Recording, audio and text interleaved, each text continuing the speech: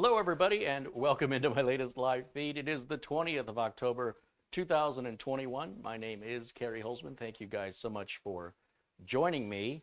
I'm having a very strange, I'm seeing weird audio activity out of my microphone, which is strange. Let me know if everything sounds okay. It looks quieter than it should be. I'm not sure why. I might ask for your help with this if there is audio concerns, because it doesn't, there's a recent update to OBS, and it seems to have affected my audio level. Like I'm not even jumping into the yellow here. Does it seem quiet to you? Seems quiet to me. Just double check something. I don't change anything on the setup from broadcast to broadcast, so this is very unexpected. And I'm not sure why it's doing that. Maybe I need to bring the limiter down. Is it down or does it go up? Checking 1, 2. No, that seems to have made it worse. Hold on. This is very, very strange. Let's bring the limiter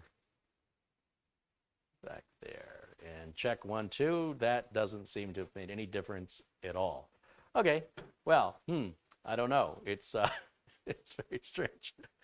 Very, very strange. All right, I'm getting into the yellow a little bit now. Maybe I'm just not talking as loud. All right, well, I could turn trying to think what I have to turn off. I could probably turn the noise cancellation off since I don't have any air conditioning running right now.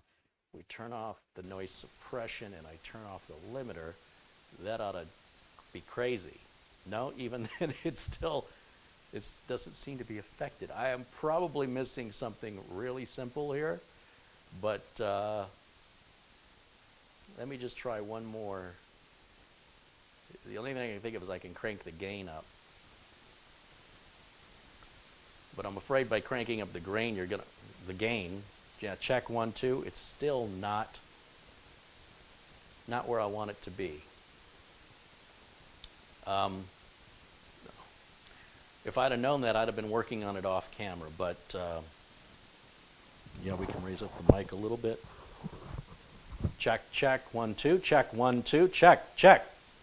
I mean, I'm in the yellow a little bit, so let me proceed and talk to you a little bit about a very important life hack lesson that I had to be reintroduced to because I have forgotten it. And let me just, one more time, let's make sure the audio is okay here. Let me just double check a little bit here, and the connections are good. We're solid in there. Let me check these connections here. Let's make sure that we're well seated.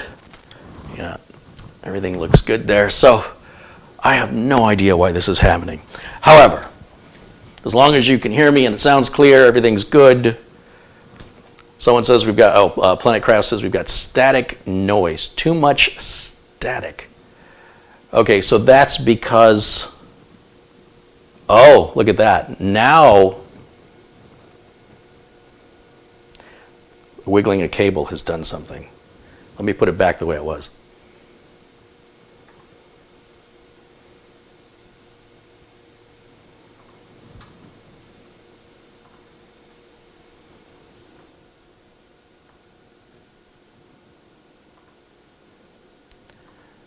Let's try that. Now that looks a little better. We got to bring this down a little bit. Check 1, 2, maybe right there. Check, check, check.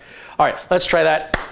Let's see how we're doing with this. This is a little bit loud, but hopefully it's not picking up too much ambient noise, or I'll turn the filter back on. Normally I have the filter on to block out the air conditioner noise. So hopefully things will sound better.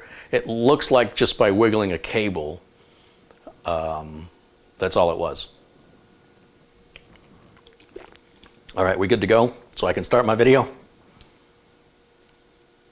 Okay, thank you guys. Thank you for the feedback. I own, several years ago, I bought a Samsung 65-inch curved LED TV. And I loved it, and I wanted to buy another one and put it in the bedroom. And so I bought another one, a matching one, and they were a great deal, $600, shipped for free. I mean, you couldn't beat that deal. And I personally like the curved screen. There's something about it, I can't explain it. You know, when you're looking dead on to the screen, you can't tell it's curved. You're sitting at an angle, you can kind of tell, but it does sort of have a, I don't know, a movie theater feel to it. It's unusual, and I like things that are a bit unusual, but it's not distorting or anything like that that would disrupt the picture of the TV. So whether or not you have a curved screen Samsung or any other type of Samsung TV, what I'm about to tell you may apply to you. This isn't something that's exclusive to the curved screen. This is inherent in the Samsung software, and I find it a little bit disappointing that a TV manufacturer as popular and as well regarded as Samsung allows for such a stupid thing to occur. So let me describe the problem, and then I'll talk to you about what I was going to do to fix it, and then how I realized I was working harder than I needed to, and how this is an important lesson that you guys don't need to repeat, and you can skip past all the steps I took to finally get to what the answer was, and you can get there much faster than me. And this applies for every issue in your life. So imagine you're using your TV, you've had it a year and a half, and suddenly the volume, when you go up or down with the volume, like it'll go up but it won't come down. It's like really frustrating. And my initial thing is, well, batteries must be going bad in the remote, you know? So I get some new batteries, put them in the remote, same problem. So I go on Amazon, I order a new remote control. They're like, I don't know, 12 bucks. I order a new remote. Same problem. Now, since I have two TVs, one TV is doing this, the other TV's been working fine. In fact, the TV that's working fine is even older. That's the first TV I bought. It was a good 8 to 12 months after I bought the first TV that I said, I'll keep my eye open for a special to buy a second one, you know, matching one. And it's the second one, the youngest one, they were both purchased new, that started exhibiting this weird volume problem. So I thought I'll unplug the TV, leave it unplugged for, you know, a few minutes and plug it back in, and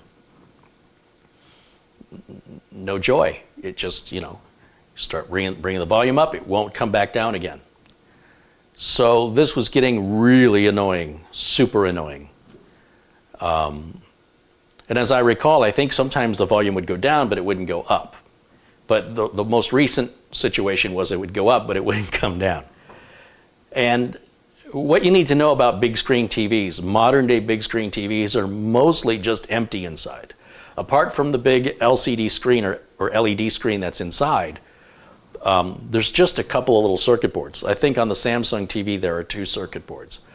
So let me guide you through my logic here, and why I did this the hard way, or how I did this the hard way, so you won't have to. I said, you know, I know inside of this TV there's 2, sometimes 3, but usually there's 2 circuit boards. A power board to convert the 120 volts into what the circuit board needs for the controller. I call it the controller board or the main board. And your main board has all of your inputs and outputs on it and controls the TV, and that's it. So what I did, I thought I was being smart. I took a picture, you know, TV's hanging on a wall. So I took my phone and put it behind the TV with the flash on and tried a couple of pictures until I got one that had the model number, serial number on it. And I started to Google for the new circuit board, right? And eBay comes up, as would most of the time if you're looking for parts like this. And by the way, this doesn't require a soldering iron or any electronic skill. You just have to have a screwdriver to take the TV apart and then remove the connectors that are the wire connectors. There'll be several of them, and they usually have little releases. You just get a little screwdriver and release them without breaking them, and it all just snaps together. Put the screws back on it, you're done. So I'm looking, and it says this circuit board is for this model of TV, which matches the model I have, because, you know, I took the picture and it's a long model number on the back. And it says this is for like revision FA01. I'm like, wait a minute. I look back at my picture and it says FA02 below the model number. So I'm like the version is FA02. So I start Googling for the FA02 and I'm finding nothing. I'm finding circuit boards for Samsung TVs that match my model number, but they're not specifying if they're FA01 or FA02. And the eBay listing is saying, hey, if before you order this, make sure you get the correct circuit board for your TV by looking at the part number on the circuit board you have now and ordering the same part number. Well, for me to do that, I want you to think about this. I have to disconnect everything from the TV, pull the TV off the wall, lay the TV somewhere where the screen isn't going to crack so I can open it up, take a picture of the circuit board with the part number that's, legible so it's not blurry or anything, then put the TV back together, hang it back on the wall and hook it back up. Then I can order the circuit board, wait for it to arrive in the mail. When it gets here, then I can disconnect the TV, pull it back off the wall, open it back up, swap the circuit board out, put the TV back together, hang it back on the wall, and the problem will be fixed, and I do not have to buy a new TV. Besides, the TV is still just over a year old, I think, maybe 2 years old. So it's still a fairly new TV, and how do you throw away a 65-inch TV? It's too big. So anyway, I really don't want to take the TV off the wall and take it apart twice. It's very inconvenient. But if I order the circuit board and hope for the best, and I take it all apart and it's the wrong circuit board, now I have to put it all back together again anyway, plus try and get a return or a refund on the wrong circuit board. And when you're buying from eBay, sometimes the sellers are like, hey, all sales are final kind of a deal, and now I just wasted, $70. These circuit boards are usually $40 to $70. So I said, I should really take my own advice. It finally occurred to me, maybe somebody else is having this problem with Samsung TVs and I just haven't heard about it. What have they done? So I go to Google and I type in, and forget the model number, I just type in sound not working Samsung TV. And wouldn't you know, all these websites come up and a video came up. And the video says, and I should give credit to the guy who made the video, because that was the first thing I clicked on, since I'm a video maker myself. I guess you didn't know that. And if you care to take a dare, I'll make a bet with you. Anyway, so this guy makes this video and he's filming his TV and he's saying, the little volume stopped working on my TV. I couldn't adjust it. And there are some websites that say you go into the TV settings and you reset the smart hub and it clears out all your settings and you're good. But then it just keeps happening over and over and over again. You have to keep clearing out the settings. So what this guy found, now this is all news to me. I didn't try that or anything. He's telling in the video that this is the general consensus, but it doesn't solve the problem permanently. The problem will keep coming back. And somehow, I'm not sure where he figured it out. I can't remember if he specified in the video that he read about it somewhere or if he figured it out on his own. But what's happening is, because it's a smart TV, there are apps. And because it's a smart TV, it gets updates automatically through the network without necessarily you knowing. And sometimes in the updates, it may add new apps. What's happening is, if the TV has so many apps, there's not enough storage space for basic functionality, apparently. The volume stops working, and all you have to do is go into the settings of the TV under your apps section and start deleting the apps you're not using, or perhaps maybe you didn't even install. Now, some of the apps are part of the TV and you can't remove them. Just skip past those, obviously. They're part of the TV. You cannot take those apps out. But go through each app, and if you're not using it, delete it. If you want it back again, you just go back to the app store on your TV and download it again. Well, it turns out this very simple thing, my TV didn't have that many apps, maybe 20 apps, and about 8 of them I couldn't remove, 8 or 10, I can't remember. And I wanted about 5 of them, and I removed about 5 or 6. As soon as I did that, and then get out of the menuing system and back to the regular TV mode, volume's been working fine ever since.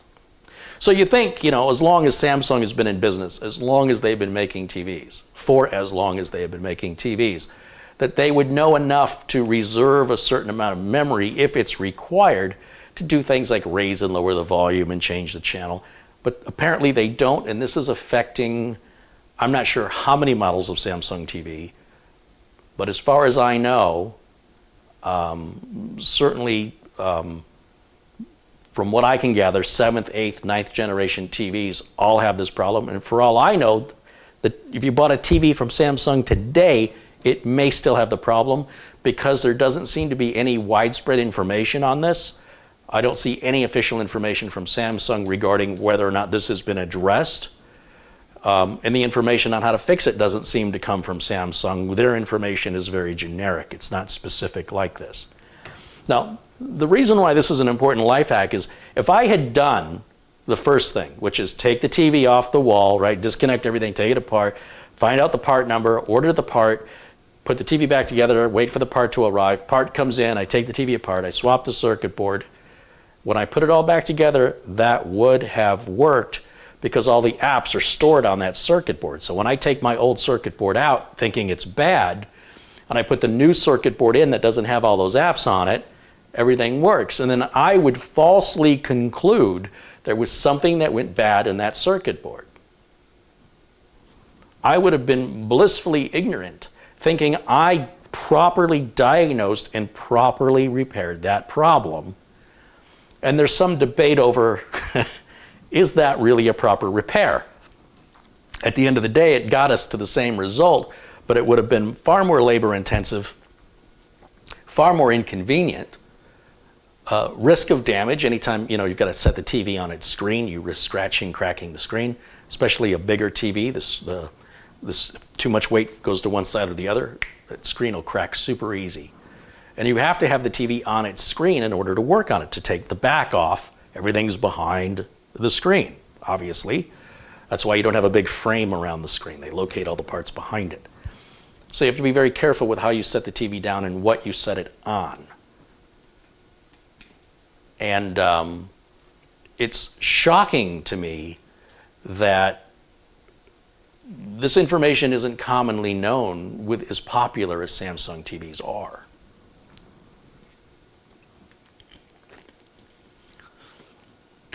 So I'm here to share this information, share my lesson with you. Whatever problem you're having with an appliance, I don't care if it's a vacuum cleaner, a dishwasher, if it's your automobile, if it's a computer, if it's a faucet, a plumbing problem, if you have a problem with mice and you want to know what kind of a mouse trap to get that's effective, that works, that's humane, right here. It's all right here. And all you have to do is just find the right words to search for it. So in my case, I didn't need to type in that long, complicated model number, right? Not at first. You try a generic first, try that first and see if you get the results you're looking for. And if not, then start making it more specific. But the important thing is you just got to think about, how would I ask the question? How would I describe this problem? Volume goes up but doesn't go down. That's too wordy. Volume not working, volume problem. That would reduce your search words, right? So volume problem, I don't need and or the or with. Those words are pointless in a search. So just volume problem Samsung TV. See what happens. If you're getting too many generic different problems, then start thinking of a word that might be less common with regards to the product or the problem with that product that you're having. And I would say by now, where we are with the internet, every single problem you'll ever have, somebody else has had it and solved it and talked about it. There are discussions on Reddit for a lot of this stuff. There's plenty of YouTube videos on just about any topic you can imagine. And in my case, if I would have started there, I've been dealing with this problem for 3 months and I just haven't had time. Because 3 months ago I decided, after trying to turn the TV off and back on, or unplug it and leave it unplugged, I just resolved or resigned to the idea that I'm going to have to take the TV apart. I don't have time for that right now. It's not a big enough problem as long as you don't raise the volume too high, and I'll just deal with it when I have time. So I finally had some time to do, to continue that thought from 3 months ago. And if there wasn't a different version, I would have ordered that circuit board and I would have gone through and I would have thought I fixed it and just, hey, I got a bad TV, it happens. But that is not the problem at all. So, it wouldn't hurt, no matter what TV you own, if you have a smart TV, to look and see what apps are installed on that TV. And the Samsung TV had McAfee installed on it. I mean, seriously?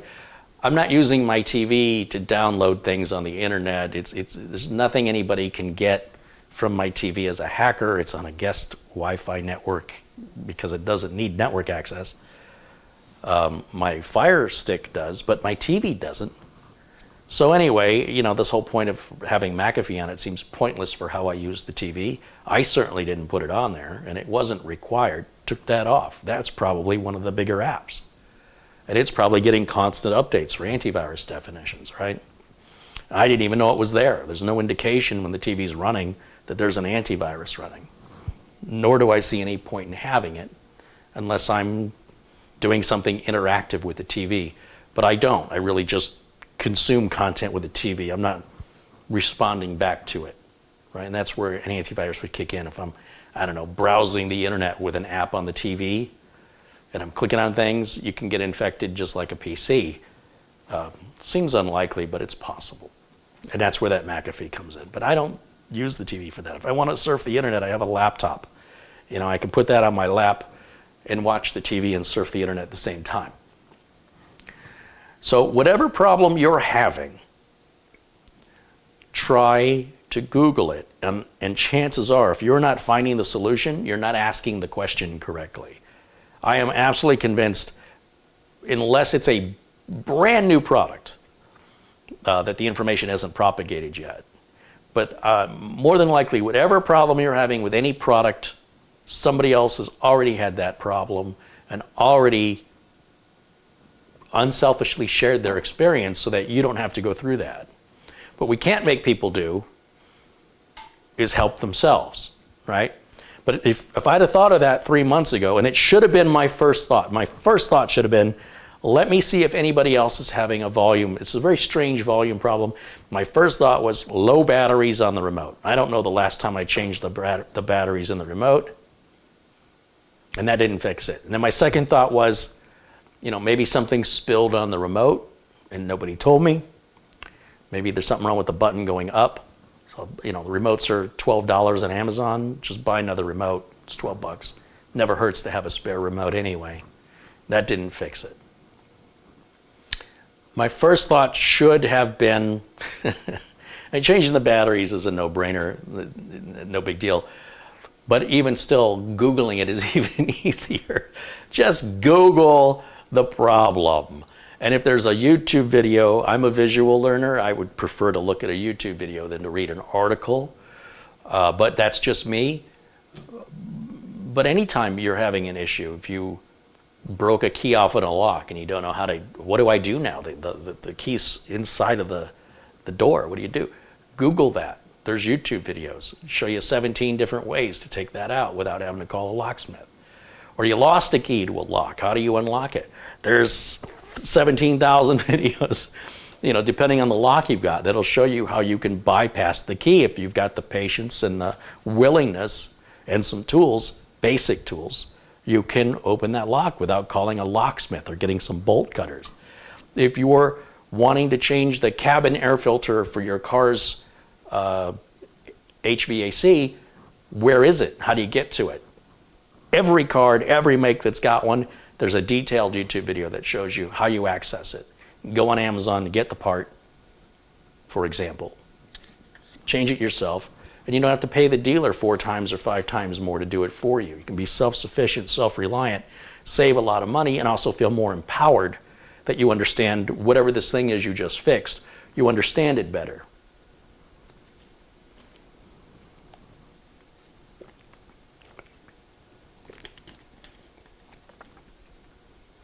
So like here, I had this audio issue starting out the stream today, and the first thing I did is I went to my OBS settings because OBS was recently updated.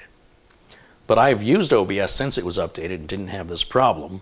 I know the batteries are good that I'm using, and this has never happened before. And the immediate thing I do is I start messing with OBS settings. And the problem with that is I don't know where the OBS settings were to dial them back in again. So once I change them now, unless, you know, I should have taken a screenshot or something, I could have taken a picture of the screen with my phone so I could put everything back to where it was.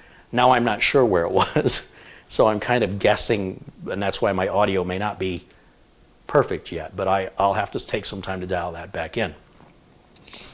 And in this case, it was apparently, you know, a loose cable. So that's 2 audio issues I've dealt with, I've fixed rather, this week. So I wanted to make that video because it's a reminder that, you know, for example, if you guys have any technical questions, I could probably do a show where I literally type in your question into Google, and the answer it provides would be the answer basically I would provide, only it's not coming from my mouth. Well, I guess if I read it to you, it would.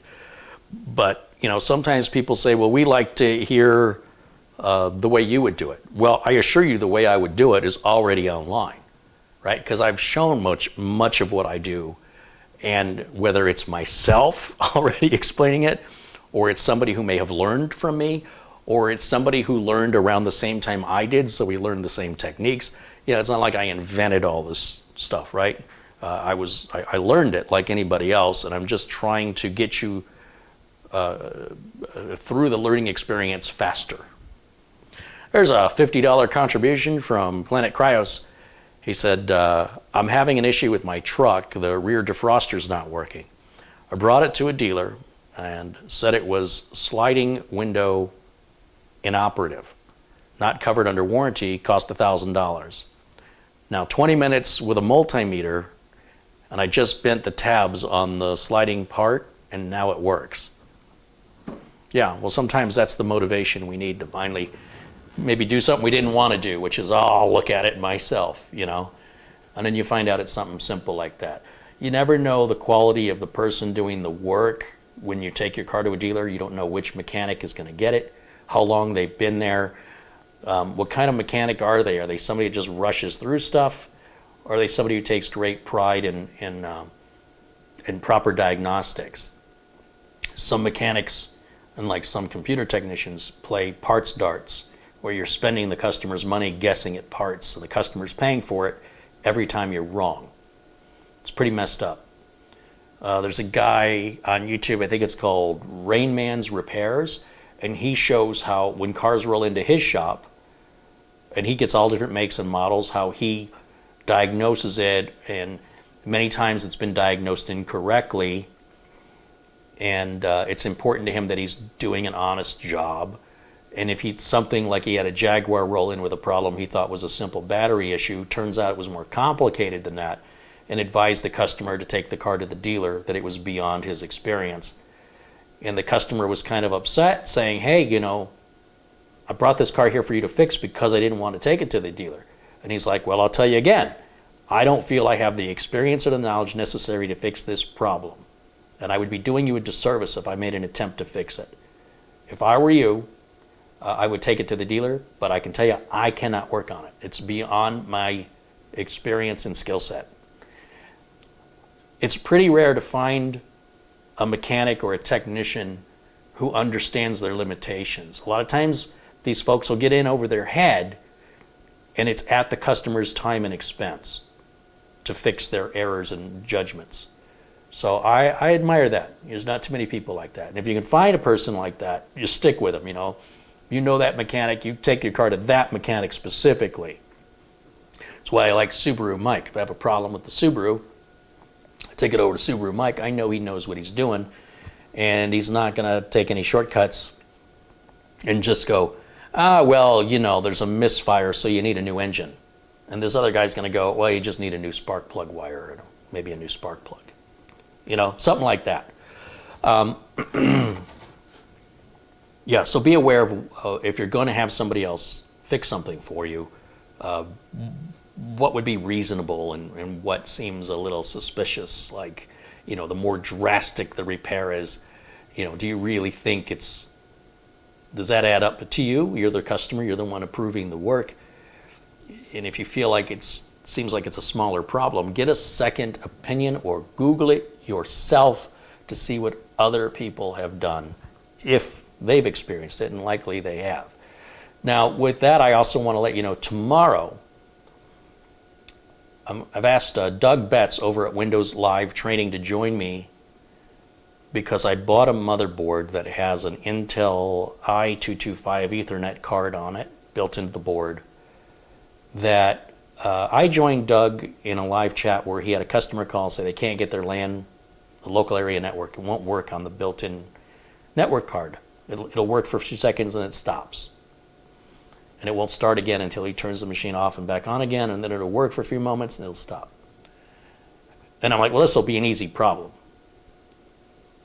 And it wasn't what I thought it was. And, updating drivers and things like that just didn't cut it. And it turns out it's a documented issue with this specific network card from Intel. So what I did is I went on Amazon and I bought the same motherboard that this person who asked Doug for help had. So I bought the same motherboard, but I bought it as a return product from Amazon. It's like a $200 motherboard, and I picked it up for like $150 or something. And I'm wondering if maybe that board was returned because the network card wasn't working. Or will I put it all together and it all works great, and I don't even have this problem at all? So since this was an issue that Doug filmed, and then I was there in the chat room kind of making suggestions, I thought, well, let me bring Doug on and let's see if we can recreate this. Like, if we buy this motherboard to build a computer right now, today, can we expect this to be a problem? From the research, it looks like Intel says it's a hardware problem, and that if your network card says it's an i225 V2, you're okay. If it doesn't say V2, that means it's version 1. And version 1 has the problem, and there's a workaround for it. So my curiosity is, did the person who asked for help do something maybe they shouldn't have that caused this problem? Or is this a problem that anybody who buys this board can expect? And if so,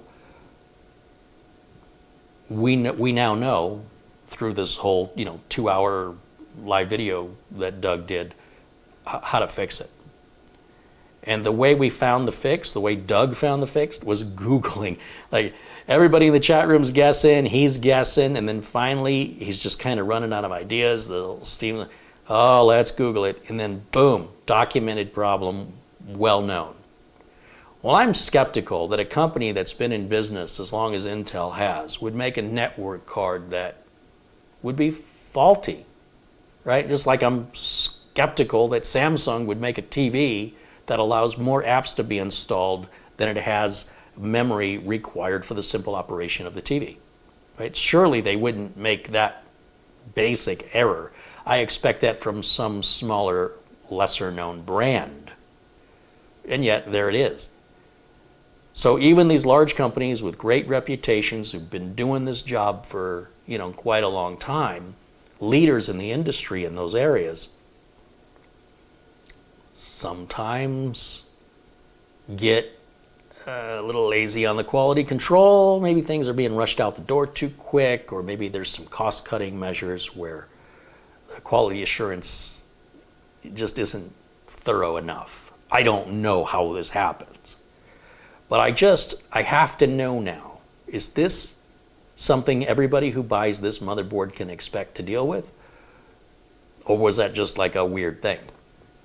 Now, again, Intel has since updated the hardware to version 2, so whenever the manufacturer who's making the boards with this specific Intel chip, gets a new batch of chips from Intel, they'll be using version 2. Is that now? I don't know. I have no idea when that takes place.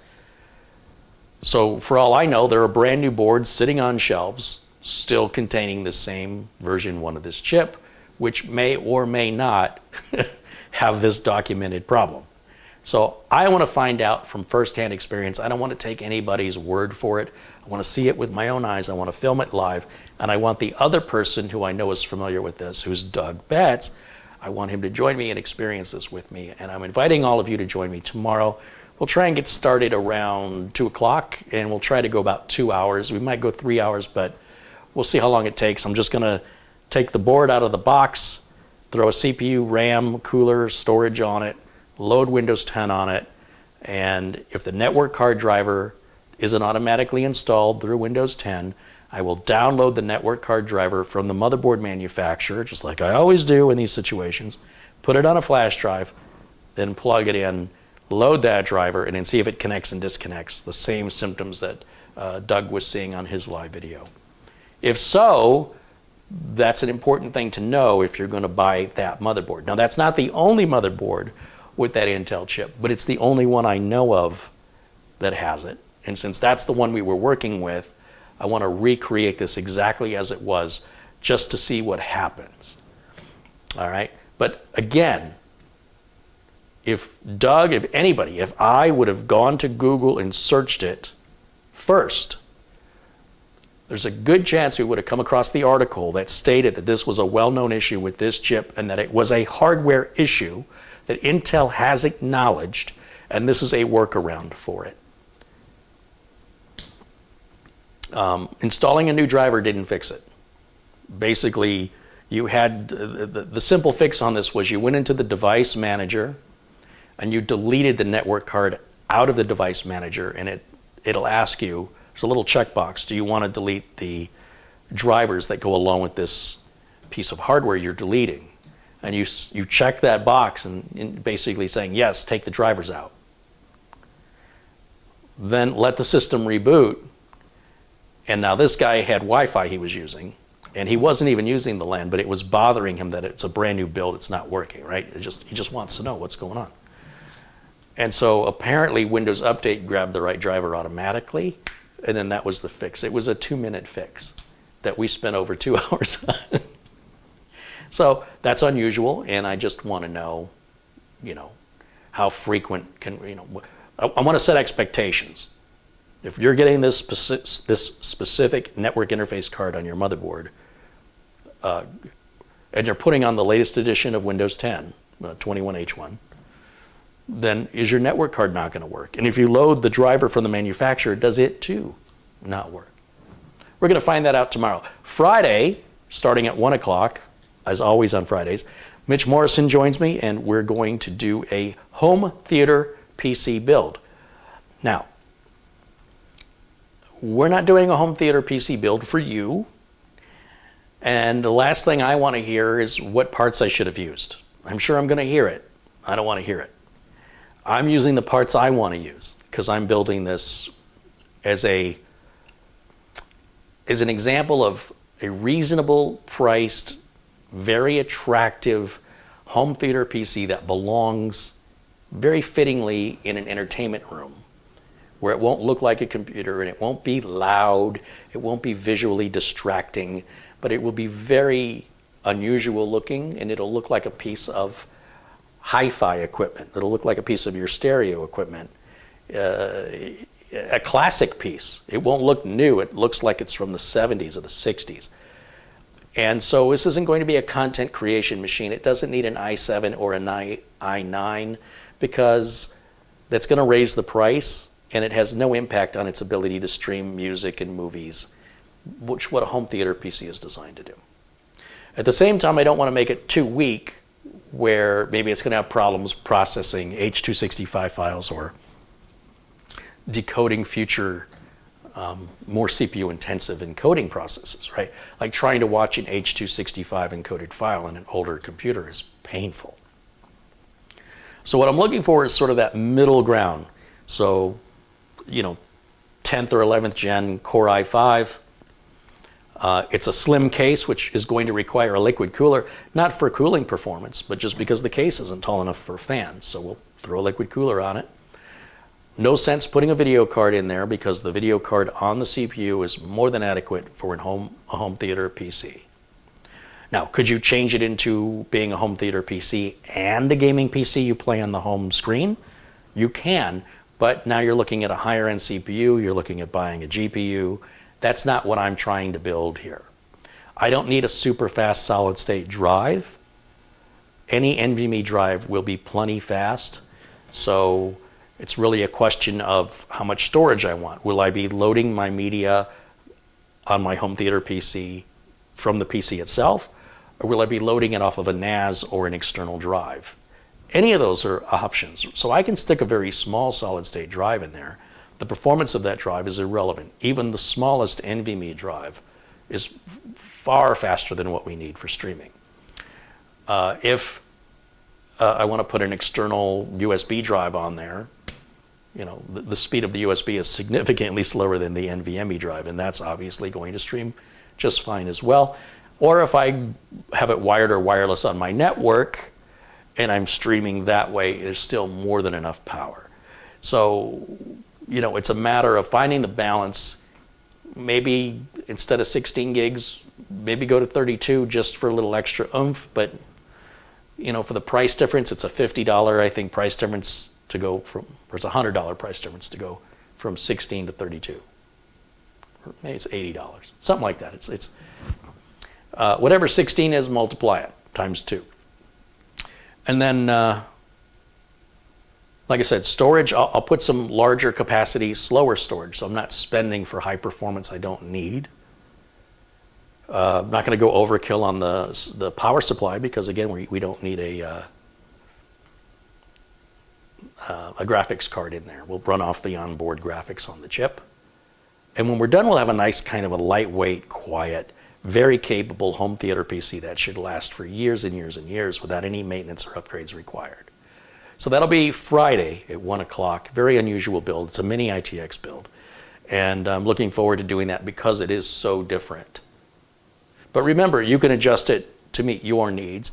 I'm trying to find a configuration that would appeal to the masses who want a nice looking computer, home theater PC in their entertainment room, but they don't want it to look like a computer. And they don't want it to game with, and they don't want it to make videos with. They simply want it to stream movies, stream music, or maybe show family photos, things like that. And that's what the goal of this build will be. And it's a little frustrating sometimes when the viewers will tell me what I should be building when they're not paying for it and I'm not building it for them. So please keep that in mind. You build it however you build yours, how you want to build yours. And I'll build mine the way I want to build mine. And I'm simply sharing my experience with you. I'm not telling you how to do it, right? I'm just simply showing you how I do it. It's not a challenge to be one-upped. It's a simple, you know, look, this is what I've been doing for 30 plus years. This is how I do it. I have been in business nonstop. I have never gone out of business. If I was doing everything as badly as some people will claim, it wouldn't explain how I've been able to stay in business. I don't have any financial backers. Nobody finances me. I'm self-financed. And of course, I get help from you guys, and we get some sponsors here now and again.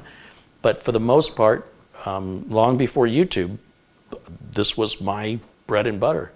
So it's very frustrating to have somebody tell me how to do my job when they themselves haven't apparently done anything. So I'm already anticipating that, and I'm hoping by discussing it, maybe you'll recognize it in the chat room if you're here, and you can shut that down so I don't have to. It's preposterous. But in the meantime, if anybody's got any questions for me, I'll take them now. Gary says, will I be using Plex? No, I think Plex is too slow. I don't like Plex. I much prefer just going through a file explorer or a streaming service and clicking what I want and having it instantly. I don't want it to process and create thumbnails and do other. It's too slow. I don't have the patience for it.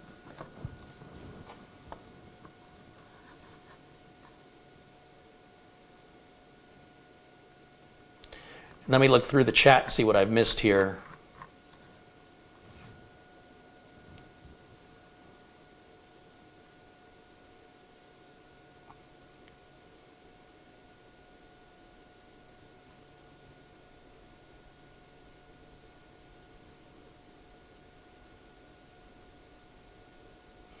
Richard Bogan said if more people knew how to properly use Google, there would be more out-of-work technicians. I wish that were true. The only technicians that I know out of work don't want to work. The only people I know who don't want to work in any field, it doesn't matter what the field is, they just don't want to work. We're living in a very strange time where millions of Americans, since this whole pandemic, have reevaluated how they want to live their life. And they're realizing that going to work every day and sitting in traffic is it's a big wake-up call.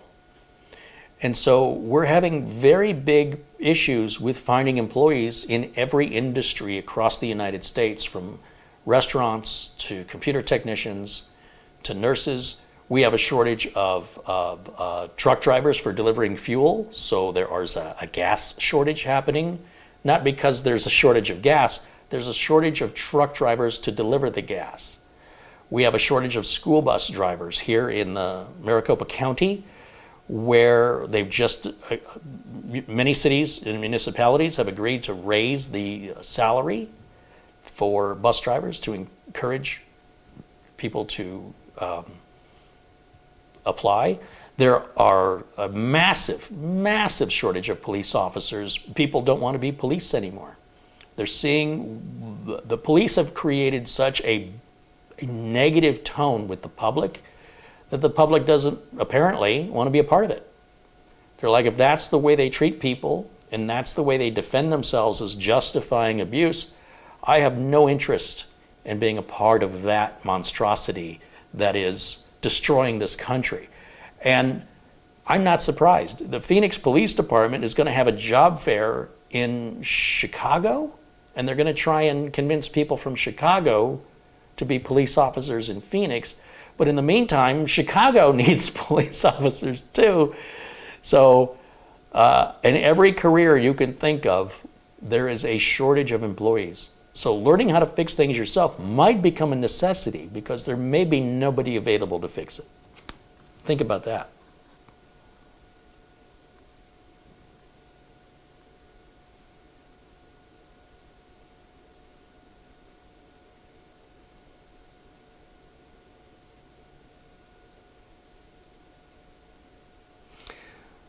There's my friend Ron Hillier in the chat. He says, Cliff and I went to Castles and Coasters, less than 10 pinball machines, most non-operative, and what's worse, the Galaga machine didn't work. I am depressed. Ron, you and Cliff need to get in the car and go to Starfighters Arcade in Mesa. Now be prepared for a drive because it's out by Falcon Field. And it's only open Friday, Saturday, and Sunday. But you pay like $11 to get in, and everything's on free play. They have, I think they have over 100 pinball machines and over 100 arcade games. That's where you need to go. Castles and Coasters it's for kids. Forget the go-karts and the miniature golf. Go to the adult arcade. That didn't sound right. Go to the arcade. Go to the real arcade. That's what I meant to say. Go to the real arcade. Yeah, and then maybe hit the adult arcade on the way home. That's your choice. I'm not judging. What am I doing?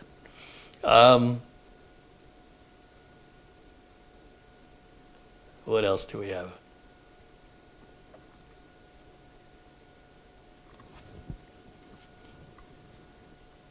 This computer, this is the 11th generation build using the B560M motherboard, which has the built-in Wi-Fi. This is available for sale if anybody's interested. It's for the cost of parts. Send me an email if you're interested in buying it. You have to be within the United States. I cannot ship outside the United States. That should be obvious, especially with all the shipping problems on top of all the other issues I had before all that started. So if you're in the US, you're looking for like a good 8-year build. We just built it. It's going to need some cable management, and we can modify if you want more storage or less storage or more memory or less memory. We can make those adjustments for you. It's one of the few 200Rs I have left. The case is a 200R. I have 2 more of these left. And this has no owner, so it's available if anybody out there wants it. My email address, you just reach me at my name, Kerry@kerryholzman.com.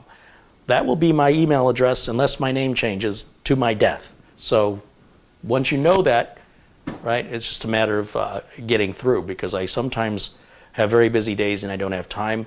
Other times your email may go into a spam filter and I may only check that filter once a month. So you might have to reach out, if you wait a couple days, you don't get a response. That's pretty unusual if it's somebody talking about wanting to make a purchase.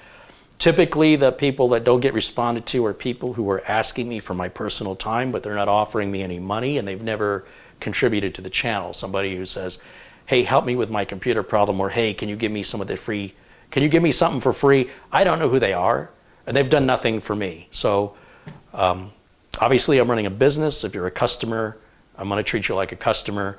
If you're a viewer and you're not contributing to the channel, I'm just really busy, and maybe someday I can hire somebody that can send out boilerplate responses. Me personally, I find boilerplate responses offensive. So I don't really want to send out boilerplate responses. I'd rather just not answer them. But that's an ongoing issue where people, I'm already giving things away, and people I don't even know who've not given me anything are asking me to give them everything from personal tech support to, I'm getting a lot of Acronis questions. I don't work for Acronis. I don't know why people are asking me. I haven't even talked about it in nearly a year. So go to Acronis and ask them, right? That's just weird. Now, if on the other hand, you're my customer and you have a problem, that's a different story. You're paying me for my time.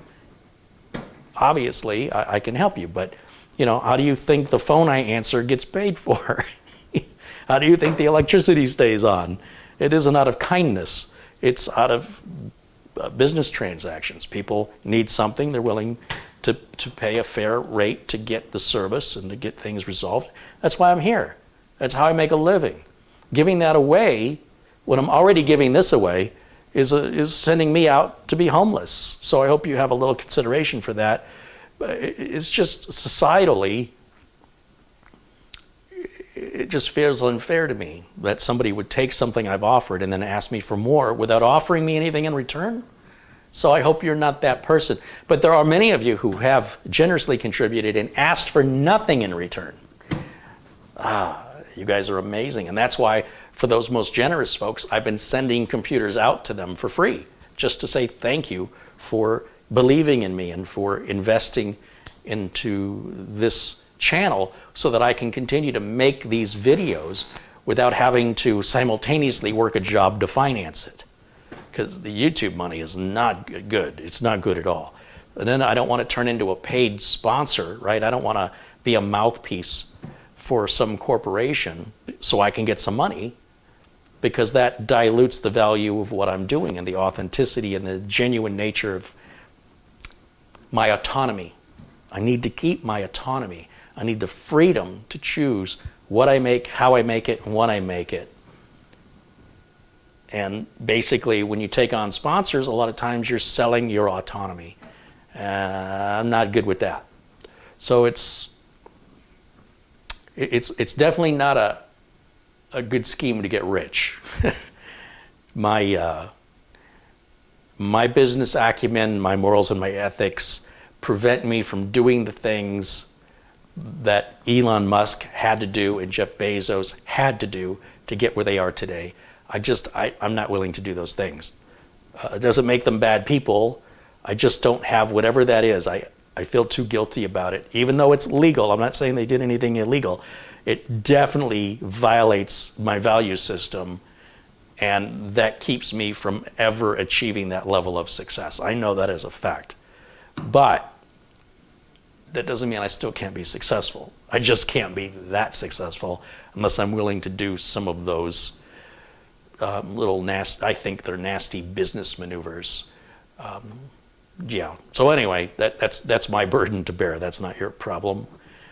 But through your contributions, it sort of fuels that. So I appreciate everybody who supports the channel, and that enables me to make more videos. And I buy all this stuff. Everything here I purchased, and all I want to do is get my money back out of it. Now that I've made a video out of it, I don't need it. Let's get it out. I'll take that money that I make from this. I'll buy some more stuff for the channel to make more video content.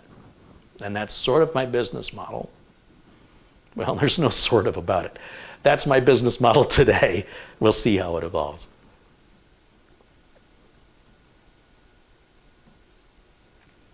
Just looking back through the chat to see if I missed any other questions.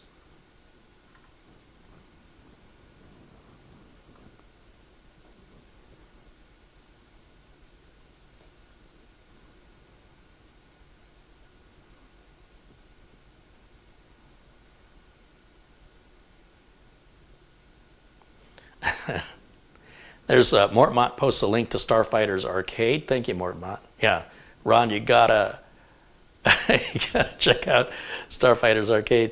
Ron wants to know where the adult arcade is. Oh, they're everywhere. Just Google that, Ron. I'm sure they're. Most of them are in South Phoenix, I think, but they're everywhere. Maybe some off of Grand Avenue. So I've been told.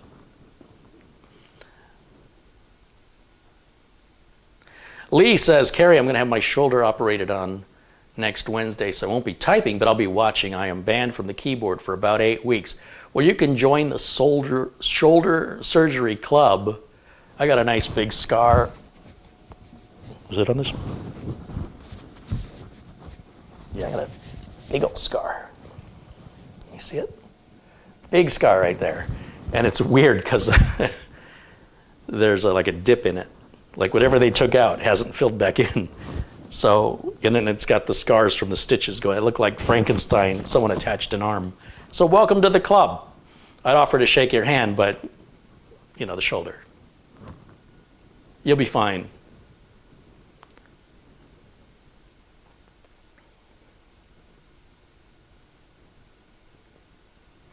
Debosha said he applied for work and hasn't heard back from them yet. Well, I mean, I'm not suggesting that just because you apply for a job, you're going to get it. You should be putting in multiple applications for several jobs. And obviously, they'll hire the person they think is right for the job or however many people they need. The Phoenix Zoo is hiring part-time workers right now for the holiday season. And as an animal lover, I think that would be just a fun job to just kind of take care of the animals part-time. Not a career, but just something I wouldn't mind doing just because how often do you get to interact with a giraffe or an anteater or something, you know? I think that would be kind of cool. And like I said, every job I can think of is hiring. Whether or not they hire you, I can't tell you that.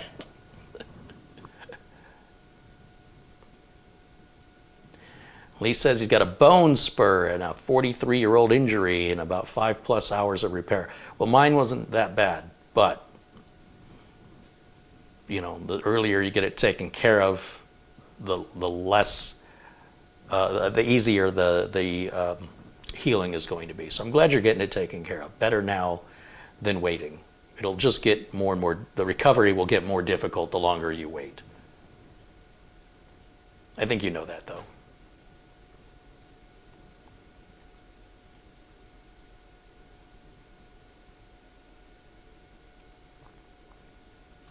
Devin said, I really enjoyed your video on the technician tools. Are you able to do another time-saving tech support video and include tools that you use for paid clients? I'd like to do more with less. These kind of things have, the repairs, if you've noticed, they kind of died down. I've got a computer being sent to me that I built. I think Mitch and I built it about 2 years ago. And the person we built it for moved. And when they moved, the computer won't turn on anymore. So it was working, but something must have happened in shipping and they've checked for loose connections. Apparently they turn it on, the fans spin, the lights come on, it does nothing. So they're gonna send that and we'll diagnose that. But people need to send me repairs if you wanna see more repairs. If you're not seeing repairs, it's because I don't have repairs to do. Or the repairs I'm doing are not allowed to be filmed, right? So I have some clients on retainer that not only don't want their computers filmed, but the repairs have to be done at their office where I don't have cameras and lighting. I can't do that at a client's office. So I am still doing repairs, but I'm definitely not doing as many of them.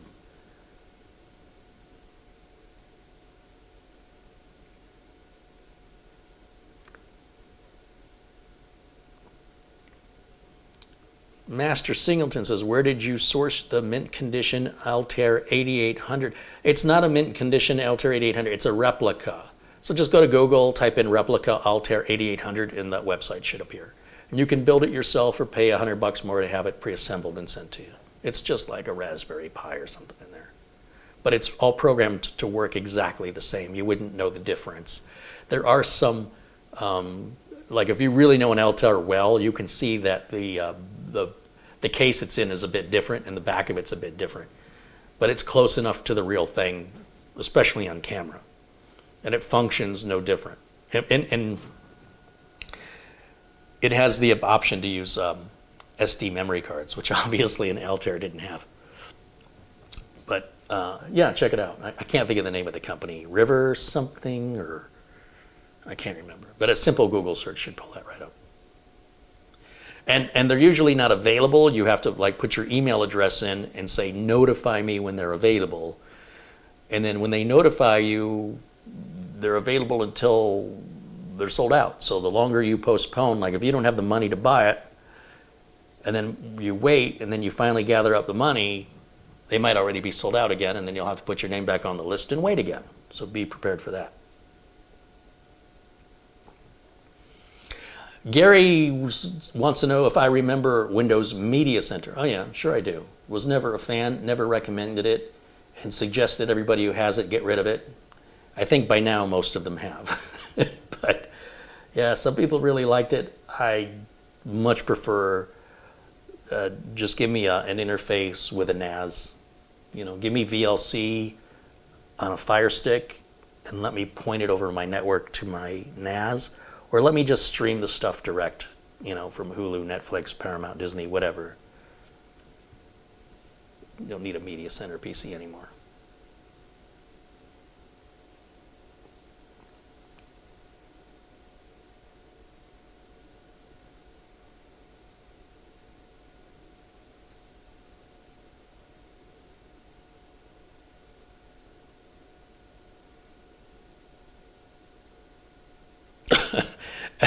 Admiral Six Killer says, I have to buy 2 boards for 2 Dells and I'm waiting on a loan confirmation.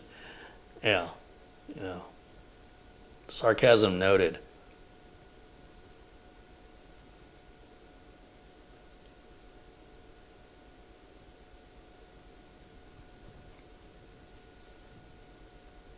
All right, anybody else have any questions for me? I think I'm caught up through the chat. If I missed something, please retype it, because I'm at the bottom of the chat now and I'm not seeing anything. And I'll use these final minutes here just to address any other questions you might have. I'm trying to see how long have I been live. Just over an hour. All right, that's good. Yeah, so we can go another little bit if you guys want to.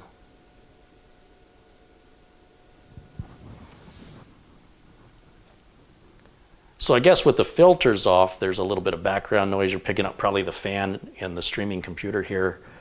Yeah, that's a little Back to the Future. It's like a little desk lamp. It's kind of pointless. I thought it was advertised as a clock, like an alarm clock to go by the bedside table. And I was curious which of them would be the accurate one, but those numbers never change. It's just a light behind them. It takes batteries, or you can plug it in USB. It's sold over at justgeek.us. I ordered it like 4 months ago, but the shipping delays, it took about 4 months. And then when I got it, I found out it's only a lamp. So I was a little bummed out. It's accurate though. I mean, it looks exactly like, you know, it's got the right size and everything, but it's not a lamp that's gonna light up a room. It's a trinket. It's like a wall light. Something as decoration. It's not gonna light your way. It's kind of pointless. And if I'd have known that, I wouldn't have bought it. But it was $35. It wasn't a big deal.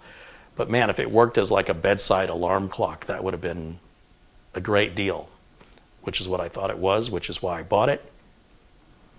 And it's a brand new product, so there were no reviews on it. And everything else I bought at justgeek.us, I've been very happy with. That's the first thing, and I'm kind of happy with it. Like I said, the size of it is good. It's just, it has no function. I guess just to be a conversation piece. Just Geek, Mortmont.us.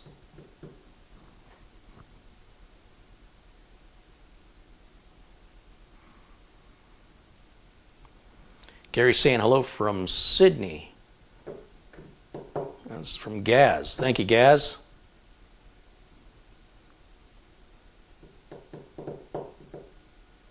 Oh, I was going to fix the filters. I got distracted. Let's see if I turn the noise suppression back on. That should cut away all the background noise. Hopefully it's not too aggressive. I appreciate the audio feedback. The feedback on the audio. I don't appreciate audio feedback. Phrasing.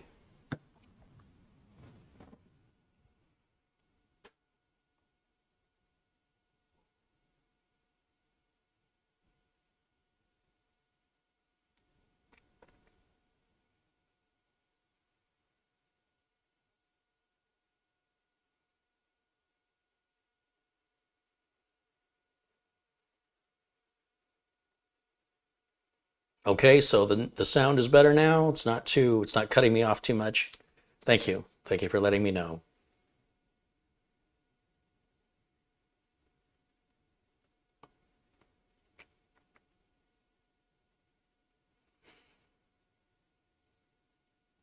John says hello from Moonlit, Virginia. Welcome in, John.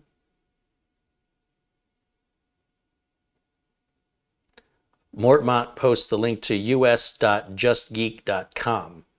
Okay, did I get it wrong? There you go. Thank you, Mortmont. Thanks for that. There's some pretty cool stuff on that site. But if you order it and you don't see anything for months, that's normal. Just so you know, because of the shipping delays. Planet Cryos wants to know if I've ever used a Guru Drive uninstaller. It must be used in safe mode. It worked like a charm for me when I bought a new graphics card.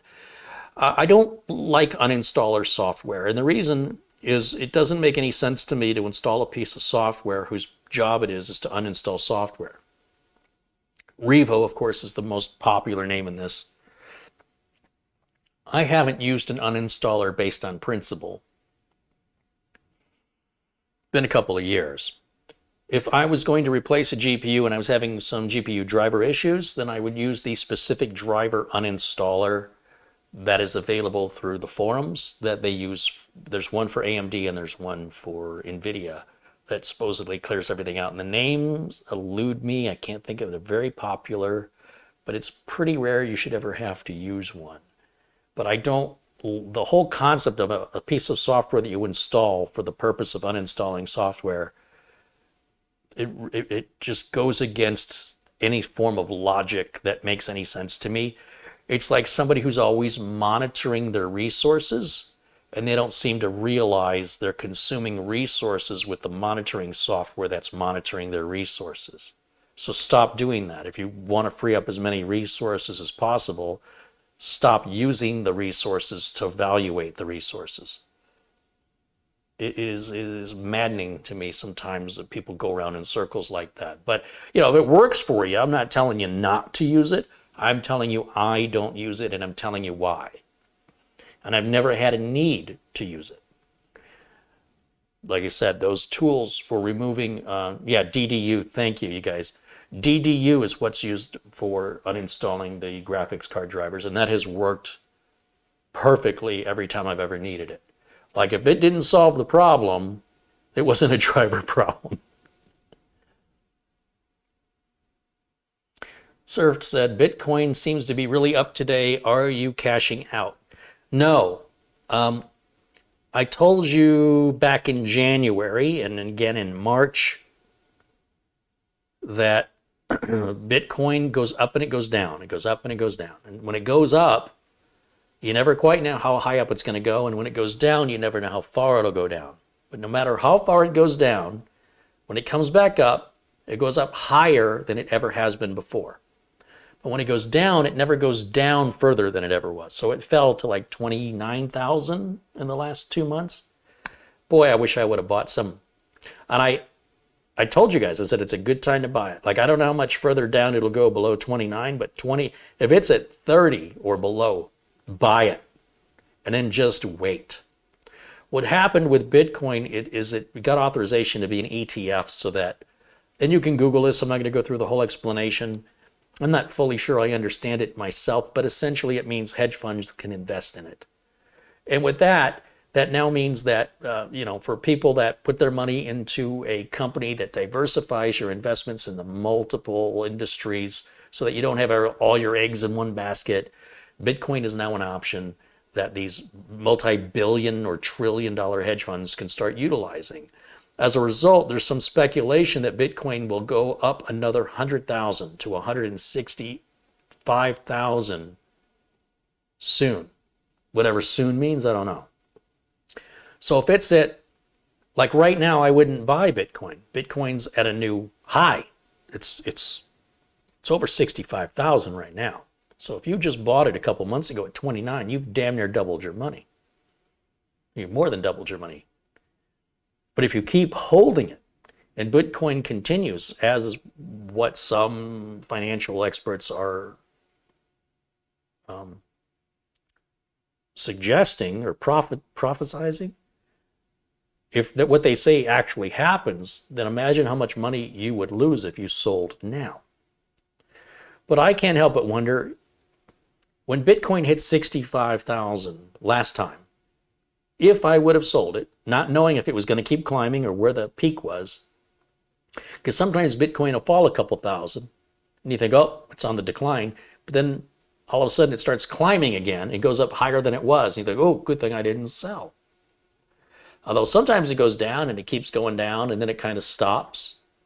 Then it goes down a little bit and it goes down a little bit. It kind of goes up and you think, oh, it's on its way up, but then it goes back down and then it falls eventually, like I said, under 30. So if I'd have sold it at 65, then waited till it fell to 30, if I could have had any inclination of knowing it was going to do that, then I could have bought 2 Bitcoins, right?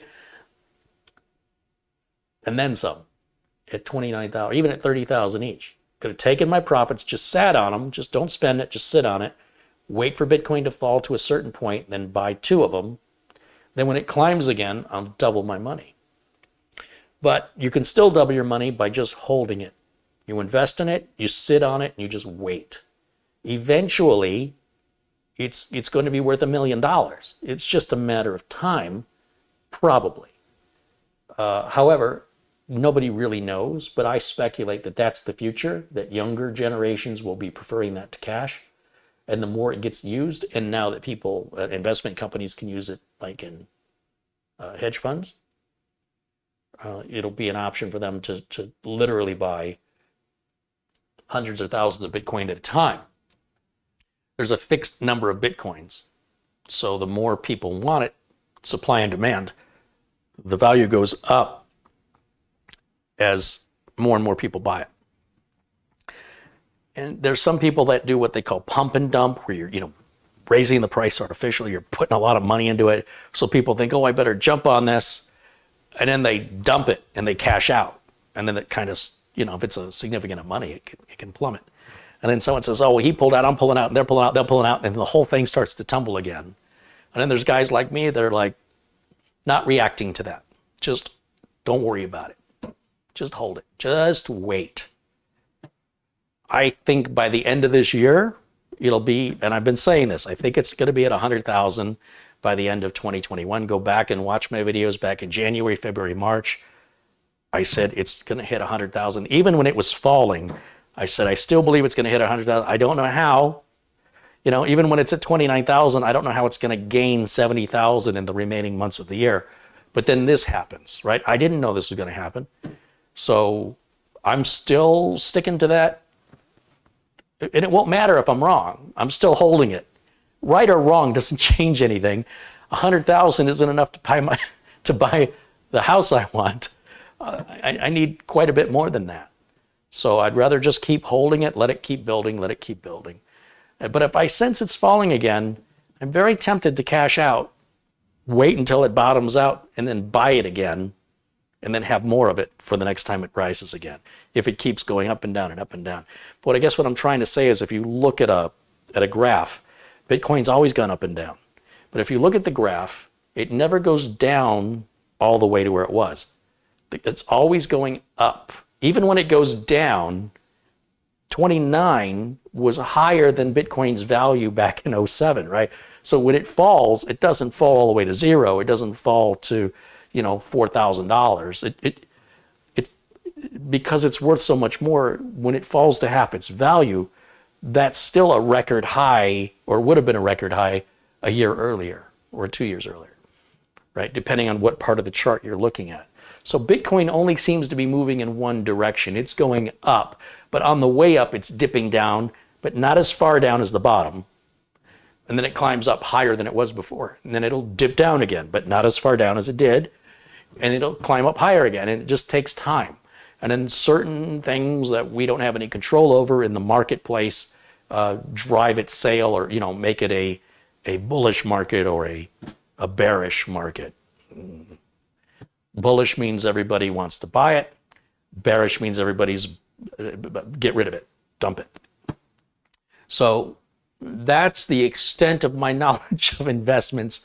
I don't know much about it, but I can tell you there's more in my Bitcoin account today than there ever has been, and I never take anything out of it. All I do is watch it. No matter what it's doing day to day, changes nothing. If it went to $1 million today, maybe I'd take 100,000 out. But until it hits 1 million, anything I take out is going to cost me so much money. If I took $200 out of Bitcoin 2 weeks ago, I would have lost probably $600 or $800. Well, yeah, somewhere around there, just in a couple of weeks. That would have been really bad timing. So that's the fun of the gambling of investing. It's all a gamble. It's a fancy Las Vegas where there's no free drinks. What about coins like Shiba? You don't hear much talk about Shiba or Doge. Litecoin's doing well. Ethereum, they're saying Ethereum might double to 15 here soon. Ethereum's up to like $7,000, which is fantastic. Bitcoin Cash is still under 1,000, but climbing. And Litecoin is climbing. Litecoin's just over 1,000. And the only reason I know those 4 coins is because those are the ones you can buy through PayPal. Otherwise, you got to open a wallet with like Coinbase and go through all that stuff. And with PayPal, it's super easy. You can't spend your Bitcoin on PayPal. You can buy and sell Bitcoin. And they charge a fee depending on how much you're buying. It's like $18 per 1,000. So if you buy $1,000 in Bitcoin, it's $18 or $36 fee that they collect. And if you sell your Bitcoin, they collect a fee. But you can still, that's why buying and selling it, you better make sure after the fees, you're still going to be ahead of the game, right? Just keep it in there. Just keep letting it build. Forget you have it. Just pretend like you don't have it until it becomes something significant. And if it all dwindles away and becomes worthless, don't put your whole life savings in there, obviously. But, that way you acted like it wasn't there anyway, so if it's gone, you won't miss it. But if it just so happens to blow up, and it could happen anytime, to have some skin in the game, even a little bit, could be worthwhile. A lot of people only work for their money, but you get older and you start thinking, well, how can I make my money work for me? That's where the word investment comes. And it's just a big guessing game.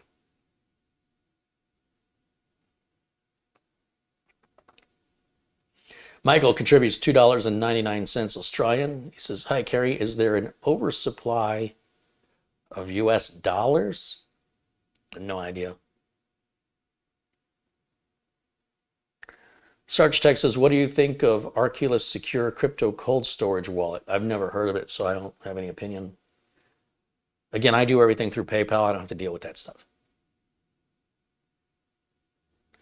Ron says, the new dog he's got had his first puppuccino from Starbucks today. Pick is on your phone. All right, let's take a look. Dog's loving the free puppuccino from Starbucks. Let's see. Well, there he is. Wow, he's getting big.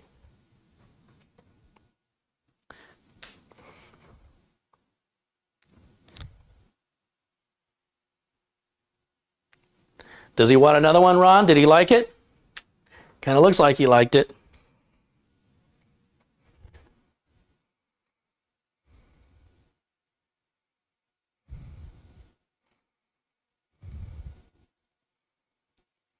I saw somebody did this to their dog, and I just thought this was great. Nice Halloween outfit for the dog. All right. Well, anyway, squirrel. Close that back out. The dog's 75 pounds now. Wow. He's about halfway there, huh?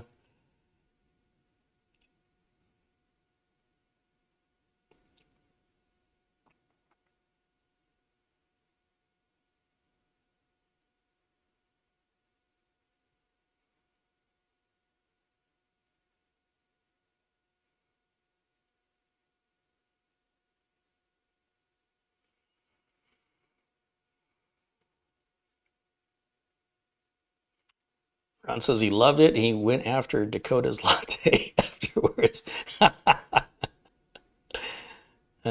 Is that Cujo? Do they have Starbucks coffee for cats? It's not coffee. It's basically just a little cup of whipped cream. I would imagine it would be okay for cats.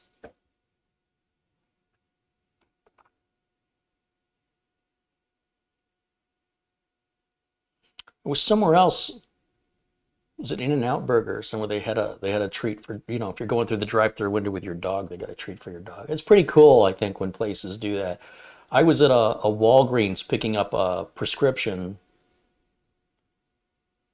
and I had the dog with me. I had Jimmy with me, and I was picking up a prescription, and the guy said, "Oh, can I give your dog a dog bone?" And I'm like, "Yeah, of course." It's weird that a Walgreens pharmacy, no, it wasn't, it was a CVS pharmacy. And he says, he comes back to the drive-through window, and he gives the dog the milk bone. And he goes, "Yeah, I'm a fan." I said, "Oh, you're a fan of dogs?" Me too. I love dogs. But hey, thank you. And I got my prescription and have a good day. And then I left. And then I went, oh, wait a minute. Maybe he was telling me he saw me on YouTube. I don't get that very often. So it never even occurred to me he was referring to, and I never went back to, excuse me, my narcissism needs to know. When you said you were a fan, I felt like an idiot though, because I drove away thinking, it's a weird thing to say. I'm a fan of dogs. I mean, it's usually a dog lover. You wouldn't describe yourself as a fan. Oh, anyway, that was a weird, awkward moment. I just didn't expect the pharmacy to offer my dog a milk bone, which was fantastic. I just didn't expect it. So everything that happened from that moment forward, I was still in sort of a, what do I do? Wasn't prepared.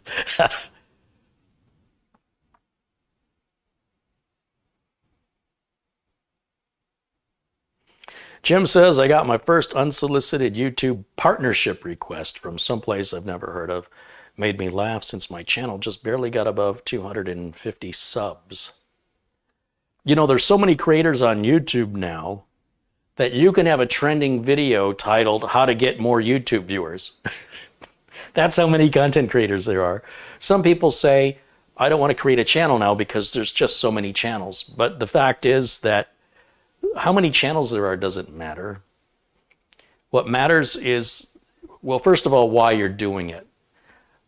If you're doing it because you think it's a way to make money and you can quit your job, it's going to be tough.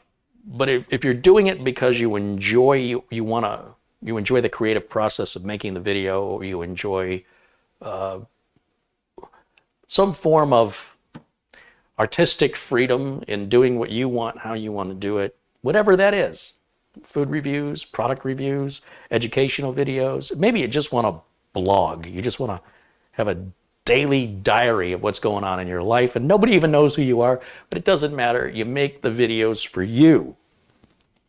And if it just so happens that your videos are relatable to people, it's going to rise. It doesn't matter how many other people are doing it, because what you're doing is you, right?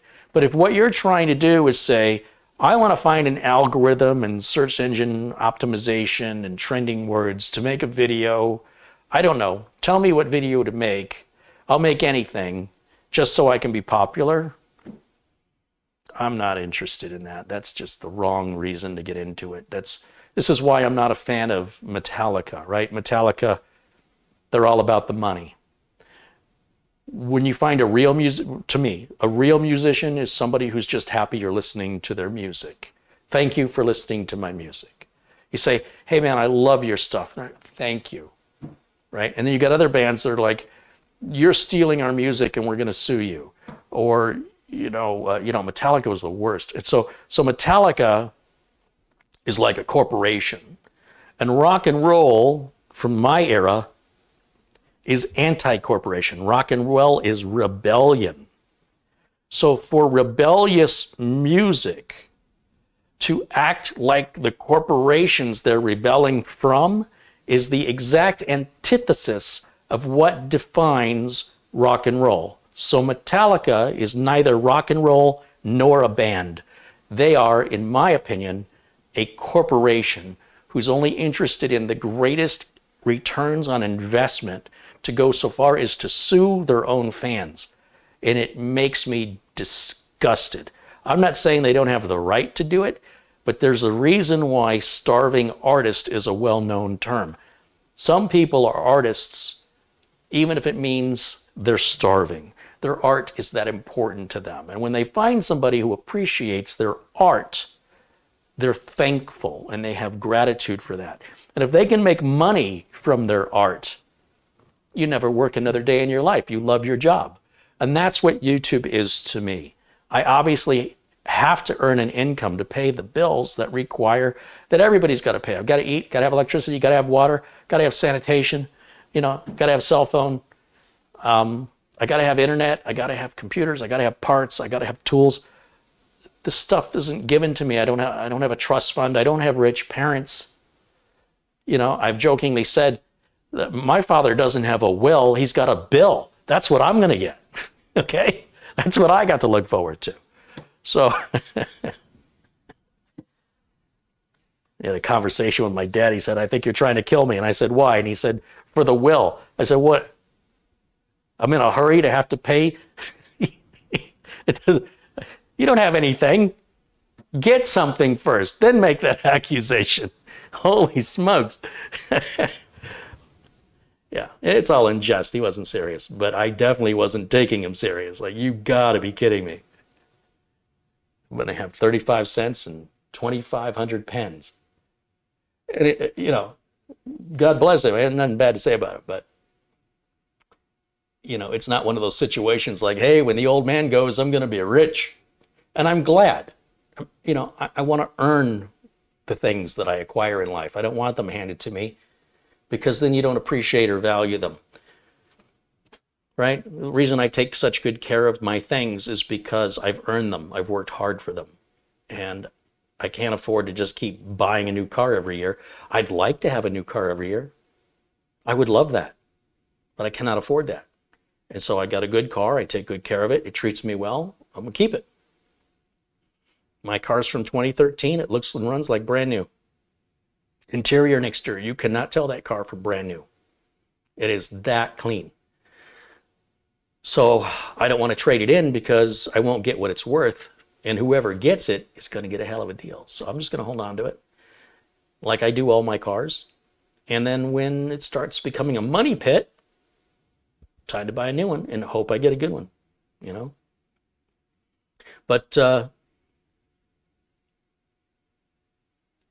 yeah, when you start a YouTube channel, companies will reach out to you and they'll say things like, hey, we love what you're doing with your channel. But you'll soon realize they don't have any idea who you are or what your channel is. They're sending out a bulk email with, blind carbon copy to a bunch of different people that are on YouTube. They all say the same thing.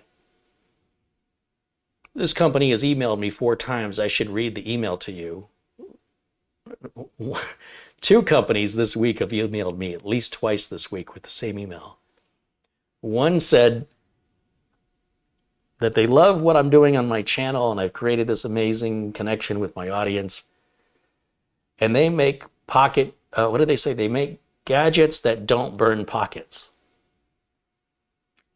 And I'm trying to figure out, does that mean your batteries don't explode, or you're saying that they're inexpensive? Like what? And I'm not interested. It's like, I don't know, lamps or something. I don't know what it was. And this other company, they make M.2 NVMe drives for MacBooks.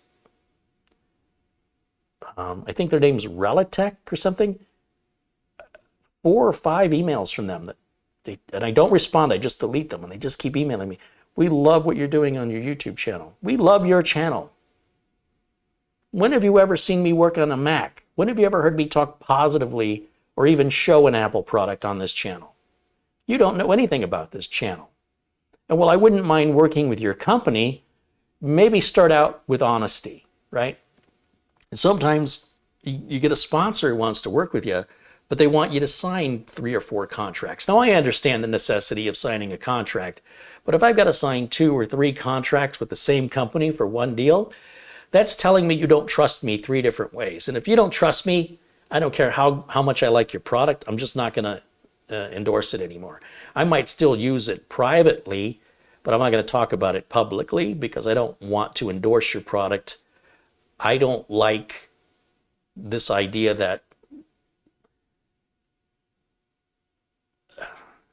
they're so interested in their policies.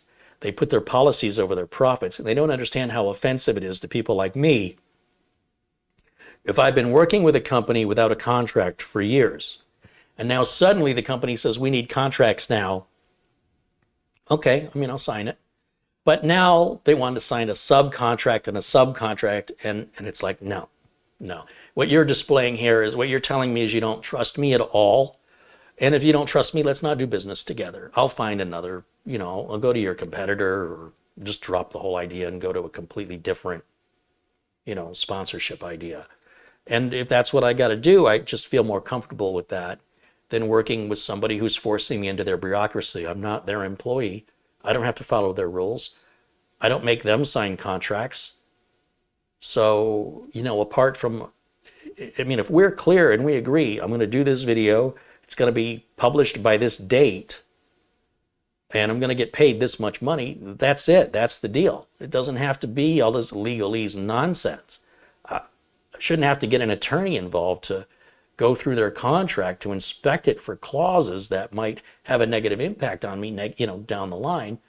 So now I'm not trusting them because they're not trusting me, and that whole thing sounds suspicious, and so I'm not going to even go down that road because I'm afraid of where it might lead. So, you're going to get that too. And you'll get a lot of company emailed me the other day selling beauty products. And I could choose like up to $1,000 of inventory to demonstrate on my channel. So what am I doing? I'm putting on eyeshadow and guy liner. They obviously have no idea who I am. So I just delete those. The thing about the Relatech one is I did respond to them. I did say, if you watch my channel, I don't do anything with Apple products. Never have, never will. They never responded. But I keep getting the same email from them requesting, hey, we'll send you one of these drives, and it's for a MacBook, and blah, blah, blah. And I'm sure it'll probably work in a PC, but that's not the condition under which they're sending it, and I'm not going to violate an agreement of word. Because again, I don't need contracts. If I tell you I'm going to do something, I'm going to do it. And if you don't believe me, then don't do business with me. And then you'll get offers from companies that would like you to make a video on their $6 product, and you get to keep the product. So there's that, $6 for making a video for a product you didn't even want necessarily. It's free stuff. Take the free stuff. But you get enough free stuff, you won't even know where anything is. You're just going to be living in a pile of crap. Right? You're just going to have stuff everywhere, and you're going to look like a hoarder. And you're going to go, why do you have all this cheap crap? I never see you use any of it. Well, they sent it to me for free to do a video. Well, donate it somewhere. Do something with it. Give it to Goodwill or something. It's like greed. People just like, oh yeah, you're going to send me something? Send it to me. I'll take anything. And then if that keeps happening, you're going to get buried in just cheap junk that you never wanted. And, you know, you might be thrilled for the first 15 minutes you have it, and then you'll never pick it up again. Most of this stuff, speaking from my experience, big mistake to agree to that stuff unless they're paying you for it. Just trading you the product for the review, not good enough for me anymore.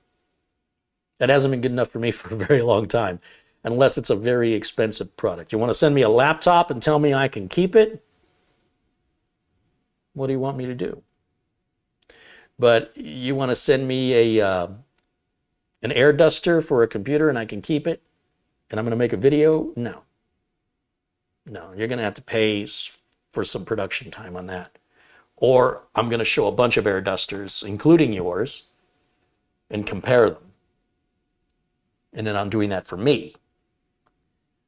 But if I'm going to do that, I'd rather buy the air dusters so that I'm not, you know, feeling like I've turned or betrayed a company that, you know what I mean? Like, they're so inexpensive to begin with. Rather than get involved in all that unnecessary drama, just buy the damn thing. When you buy it, you can do whatever you want with it. If it's so cheap, you know, there's no point in the amount of time that gets wasted in conversations that may follow if they don't like what you did. But if they're not paying for it, it's not like they really have any right to complain. It doesn't mean they won't. They just don't have a legal leg to stand on. They just may not like it. So I'd rather not even go down that road altogether. Just avoid it. Just buy the damn thing. I'll test it myself when I want to, publish it when I want to. And if I want to compare it against others and say I don't like it or I prefer this other product over this one for these reasons, I don't have to worry that they feel like they got burned or anything like that.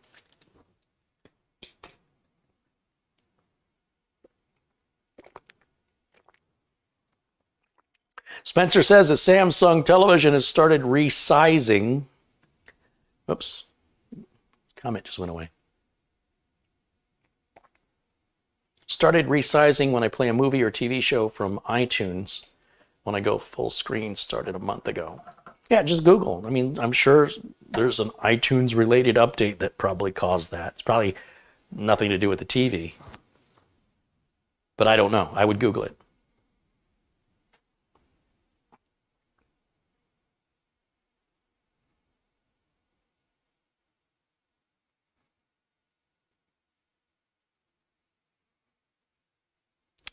Mountain biking kid says, review this Tesla and you can keep the car. Yeah, I don't think Elon needs to do that. There's more people who want to buy Teslas than they can make, so they don't need to be giving any away in exchange for a review. They're already selling more than they can make. So how does a positive review help them at this point? They're well past that. Wouldn't it be nice though? Marquez Brownlee, is that his name? Has bought his own Tesla, and he got to interview Elon Musk, and you know, he didn't get a free Tesla. He got to drive, you know, like the Plaid Model S and stuff, or the, what is it, the ludicrous model? But no, I think it's Plaid. Anyway, you know, he got the benefit of driving it before others. He got the benefit of being one-on-one with Elon Musk, which is pretty darn cool given how busy that guy is. But they didn't give him a car. And if they're not giving Marquez a car, they're not giving me a car. I tell you that right now. And again, I want to emphasize, I don't want stuff given to me. I want to earn it. It just doesn't feel the same to be given something.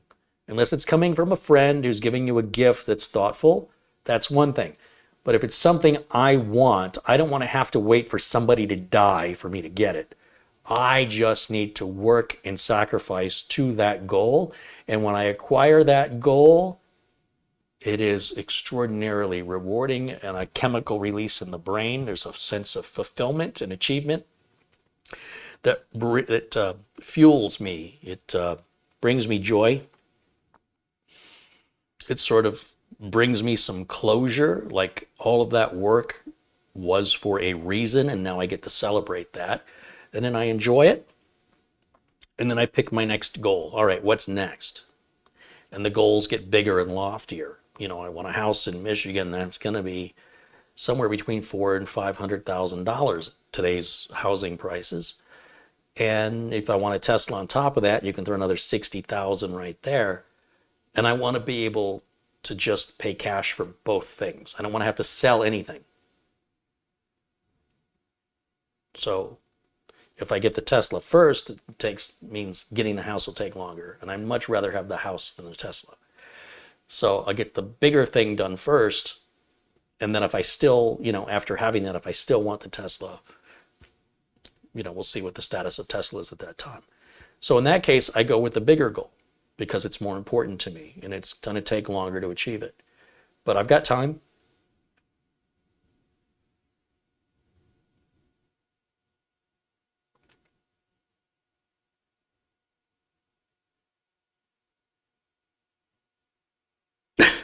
Review this used toenail clipper and you can use them live. I'm not a germaphobe. I wouldn't have a problem with that. Maybe just kind of throw a little rubbing alcohol over them, wipe them down with a Q-tip. It's fine. But it is kind of nasty.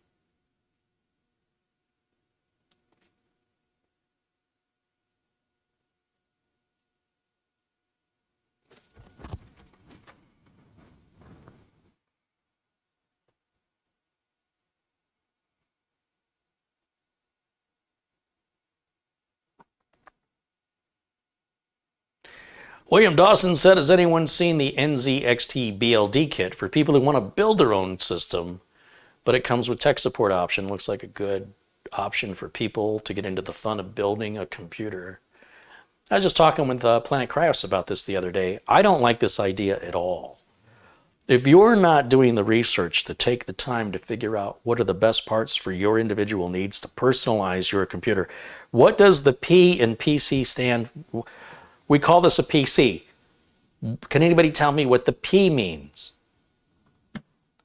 If you're going to make this a personal computer, then make it personal. You can't ask somebody else to make it personal for you. Unless they know you.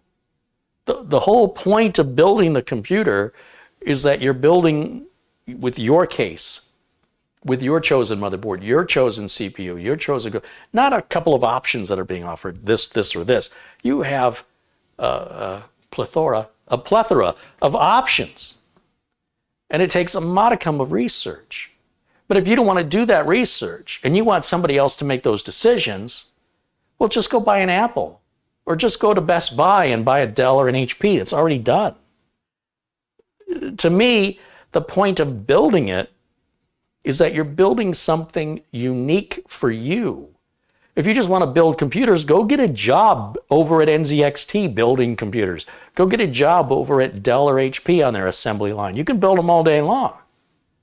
There's nothing personal about building the computer. That's not the personal part. The personal part is the computer, the parts that you have selected. Which power supply? Modular, not modular. What brand? How many watts? What warranty? You want the 7-year warranty? You want the 3-year warranty? Which case? Window? No window. RGB? No RGB. Full-size tower? Mid-size tower? Mini ITX? You want it to look like a train? You want it to look like a piece of stereo equipment? That completely cuts out the whole purpose of why we build computers. Well, I don't know why you build computers, but I build them to personalize them. When I build a customer's computer, I talk to the customer typically for 90 minutes before I have enough information about what the customer wants, what their budget is, and what they need the computer for, and what they anticipate they're going to need the computer for, before I can even begin to make any suggestions. I hate this idea that somebody else is basically going to give you a box of parts that all go together, and all you're going to do is build it. That's called working, and you can get a job that pays you to do that.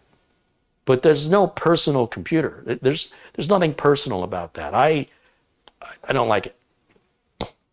But can you do it? Yes, you can. And if you want to, don't let me get in your way. I would never advise that. Because to me, you have cut out the single most important part of the whole process, which is the world of options that you have to build a machine that meets your expectations. Maybe it meets your dreams. Maybe it exceeds your dreams. Within your budget, maybe it exceeds your budget and you have to finance part of it because you want it so badly and you're this close. I'll just, do what I have to do to get it. And NZXT is going to give you some options, but it's going to be like a fraction, a tiny little fraction of what is available in the world. And obviously, if they're going to offer tech support, they can't just sell you anything, right? Because they're not going to know. So I'm just saying, you know, that's just dumb to me. I just don't get it. I can't make heads or tails over why anybody would make that decision over just buying one already built. That just doesn't seem worthwhile. If you're just getting a generic PC, go buy one at Best Buy, take it apart, and put it back together. Sorry, I stepped off camera because I need another Gatorade.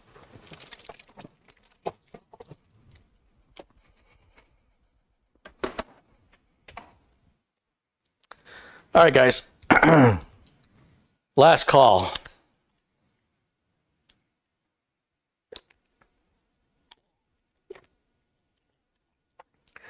Last call, final questions.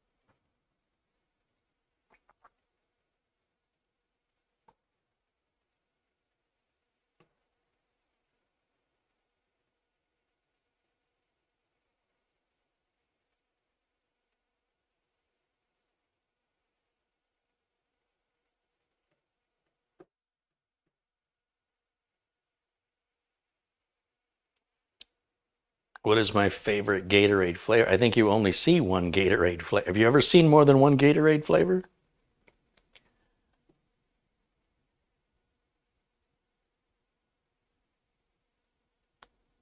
I had a call today. Built a computer for a person in Texas. Completely forgot about it. This is like 2 years, 3 years ago. I think it was 2018. And the video's here somewhere. Really haven't heard from the person since. And they reached out to me today. And I didn't immediately recognize who they were. I thought they were somebody local who moved. That's a different person, because I had that call too. And they said, I have to tell you, this is the best computer I have ever owned. I love this computer. And I'm like, you know, flattery will get you everywhere. How can I help you today? And they're telling me how the machine's been running flawlessly. It's been the best computer. They love it. And it stopped getting Windows updates. It starts to download a Windows update or install it. It gets about 45% through, and then it just freezes up. It won't go any further. It doesn't freeze, but it just won't go any further. It never finishes. Let it sit overnight. It still hasn't moved. Let it sit for 2 days. It just sits at 45%. It will not complete. So I said, well, let me log in. And I don't use TeamViewer anymore. I now use UltraViewer, which, as far as I can tell, is the same product. It looks and works like there's no learning curve. It's exactly the same. And UltraViewer, for under $500, I can get 5 years of their most expensive license. Their premium, every feature, every bell and every whistle, maxed out for 5 years for under $500. Well, TeamViewer is trying to tell me they want $625 for 1 year of their service. No. Anyway, so we logged in with UltraViewer. I took a look at it, and I immediately see there's a lot of disk cleanup that needs to be done. I haven't serviced this computer ever. So I have it, run the storage service and clean it up, and then I run the disk cleanup and emptied the downloaded folder in the Windows subdirectory, software distribution folder under download. And I go back to Windows Update, and it says, there's an option to install Windows 10 version 1903. Would you like that? And I went, I think I know what the problem is. You're missing like 3 versions of Windows 10, right? It was a 1900. I don't know how many versions they're missing, right? 1903, 1909, 2003, 2009, and then 21H1. So I think they're 5 versions behind. And each version has an end support date. And I think the support on the version they have ended already, and I think that's why it's not succeeding in Windows updates. So I started it to do version 1903,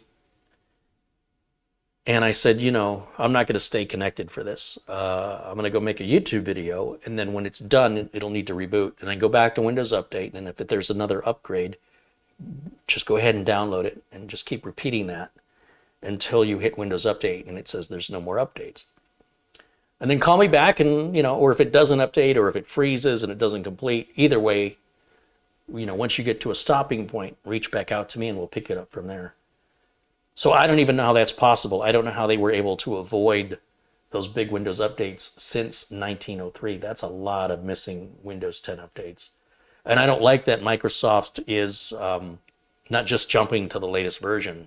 They're going to have to go through 1909, 2003, 2009, and then 21H1. It should just jump right to 21H1, and I don't know why it's not doing that. And I could probably force it, but I don't want to. I want this to just update naturally and see what it does. But again, this is where I went at it kind of the wrong way, because I have heard of updates that aren't applying correctly, and the way you fix that is you free up some drive space, clear out your temp files, clear out your previous Windows updates in case the download file is corrupted, and then manually clean that software distribution folder. It's C:\Windows\software distribution \downloads. In that downloads folder, just delete it all. Control-A, delete, wipe it all out. The downside is if you wanted to uninstall any of those updates, you can't. But by now, if you haven't uninstalled them, you probably aren't. And just clear that out so it forces Windows Update then to re-download any failed updates in the hopes that it'll replace whatever was there that was potentially corrupted. That's the concept. A lot of times when a customer calls with a problem, the first thing I want to do is verify it, confirm it. Right? Let's go to Windows Update. Let me see the problem. But because it's such a common issue in general, I just immediately said, you know, I'm just going to take your word on this. Let's just do this general maintenance first. And then that took, because it hadn't been done in 2 or 3 years, it took a while. It took over an hour to clear out all the temp files. So once all that was done, and then I went to Windows Update, and then I saw, you know, optional update, click here to install. Well, they weren't doing that. And it should have been required. And I think that's why updates have stopped working. So I'll follow up on it. But that's something, this person's out of state, so I have to work remotely on it. And I'm hoping they won't have to send it in for repair. I'm hoping that that's just something I can just work on remotely. And I'll keep you updated. If I don't, be sure to ask me about it, and it'll just be because I forgot. You know, I'll fill you in on what the update is. What the update on the update is. Jimmy says, how much do you spend on Gatorade in a month? I don't know. I have no idea. Who cares? These little bottles here are a little bit more money, but I like how they fit in my hand. I get a package of 12 of these from Walmart for $6 and change, and I buy them like 6 at a time. So there's what, $36 in Gatorade, and that's getting me 70 bottles, something like that, 72 bottles. And then that'll last me 2 weeks. So maybe $70 a month. It's hard to say. It's not like I'm not a robot. I don't drink the same amount. I don't have the same cravings. But I'm also not drinking as much Coca-Cola. I've had one tiny can of Coke today. That's all I'll have. Yesterday, I stopped at the gas station. I got a Coca-Cola out of the fountain machine, and I just kind of sipped on that throughout the day and didn't drink much Gatorade at all yesterday. So it tends to kind of flop back and forth.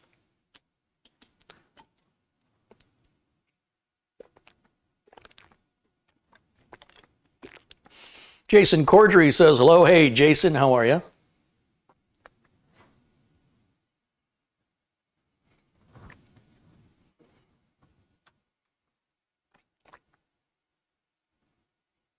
If you're not following me on Twitter, there's been some articles about Windows 11 and such I'm sharing. Follow me on Twitter if you're interested in that stuff. There's also some personal stuff, some stuff I personally find funny politically. There's a guy named Michael Picard on YouTube, and he trolls people who were out petitioning or not petitioning, but picketing. Like they're there supporting Trump or they're supporting police, and he shows up almost like Jon Stewart or Stephen Colbert. He antagonizes people in the most friendly way possible, and they get really angry and they get in his face, and he maintains his composure and he just rolls with it. They threaten to beat him up. They threaten that after the rally they're going to find him and hunt him down and hurt him, and he's like, so we just meet at your place then, or you're going to take me to dinner first? Like, he just trolls at a master level. And I'm hoping, and the reason I tweeted it isn't for political reasons. The reason I tweeted it is I think the guy deserves more attention. He's genius. He doesn't retaliate when somebody attacks him. He doesn't retaliate. He kind of laughs at it, right? And he's like, do you need a hug? Come on, let me hug you. And he'll start, someone's like, I'll kick your butt. I can't believe you have a, and he's like, come here, give me a hug. And then they'll start yelling at him. And they're like, what are you doing? You don't belong here. What are you talking about? I'm with you. We shared the car. We shared the ride in the car together. You drove me here. I did not. This is a level that deserves attention from like John Oliver. This deserves attention from Michael Moore. This is her, what's Michael Moore doing these days? But this deserves some national media coverage. He's that good. He is that good. So, but usually my Twitter is just about articles and stuff I'm seeing related to technology or Bitcoin, things going on in the industry. And every once in a while, if I see something that I think is just deserving of, it could be a Dune movie trailer, right? Here's the final trailer for Dune. That's something that would go on Twitter. It's my own personal interest.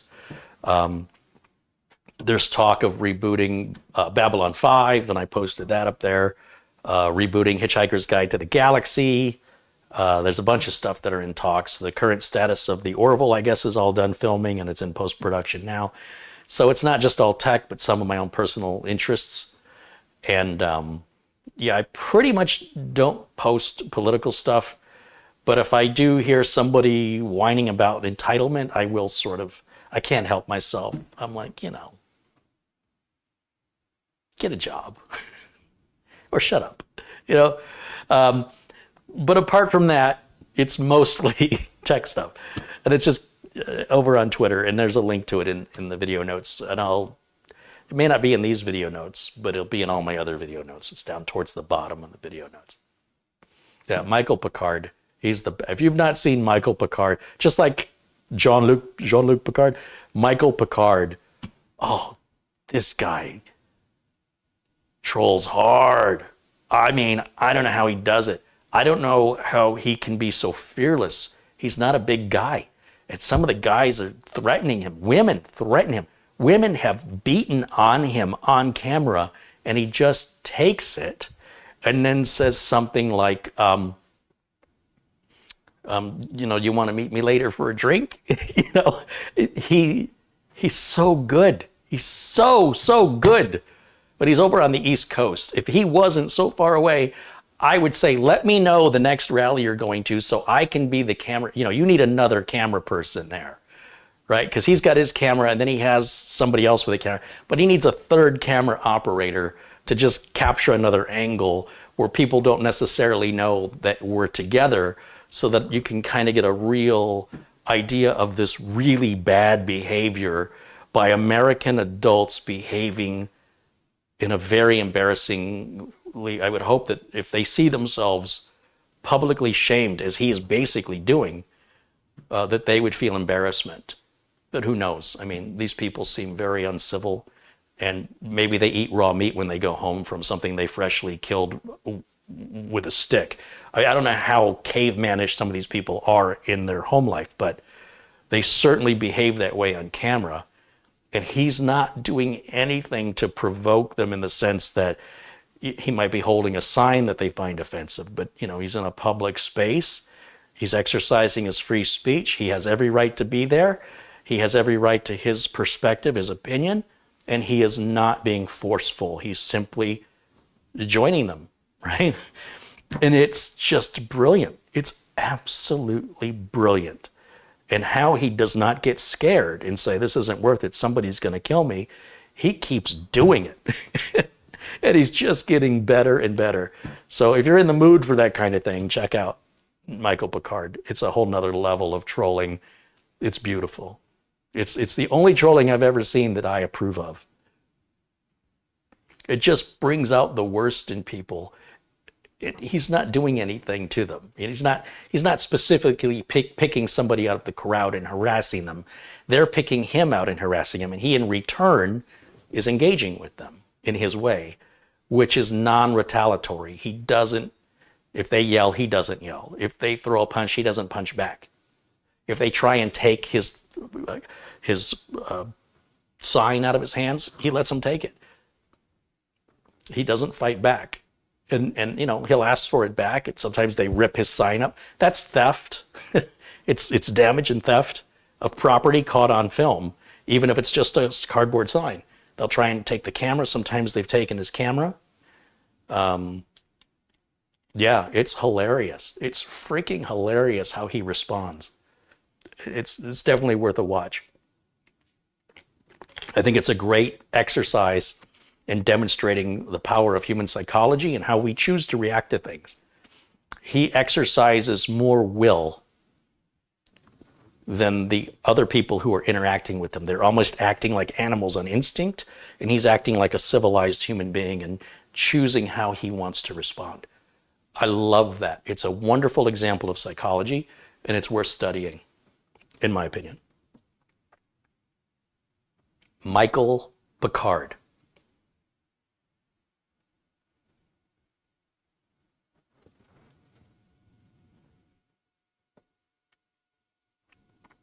Baird says, Carrie, I've had the same issue with the Samsung TV. Have you updated your firmware with USB? As far as I know, I have the latest firmware. It's, you know, you check it online through the TV. TV says it's up to date. So it's not like it's saying there's an update and it's failing at updating it. And once again, removing the apps has resolved it.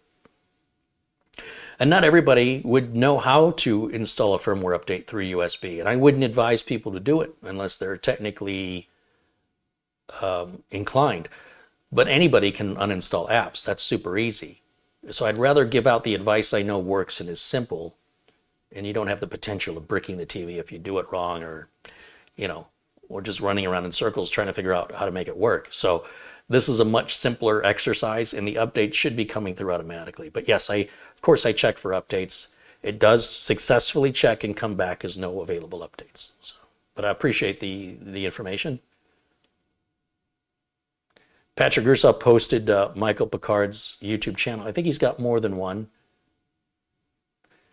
Tim Too Much said, is this the same guy that calls them Trumpkins? There's a video he calls Trumpkins, yeah.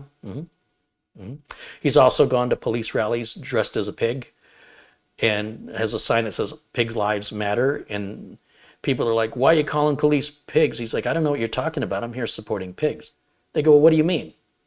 You mean like a pig, like a four-legged barnyard animal? He goes, yeah, that's why I'm here. That's what my sign says.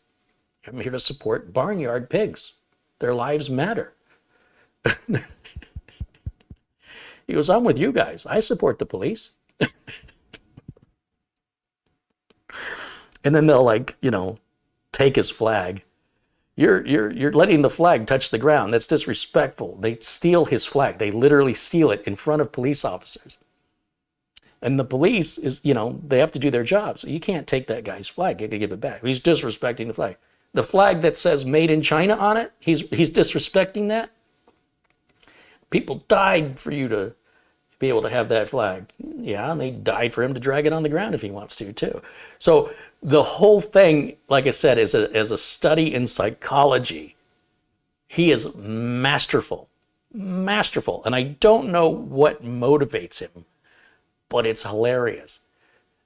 So they get into these conspiracy theories. You know, people will walk up to him and go, somebody's paying you to do this. Who is it? How much are you getting paid to do this? He's like, 50 bucks. It's a little tiny bit amount of money. 50 bucks. Who's paying you $50 to do this? George Soros. George Soros is paying you $50. You do this for $50? No, I also get paid. And he starts naming all of the news agencies they hate.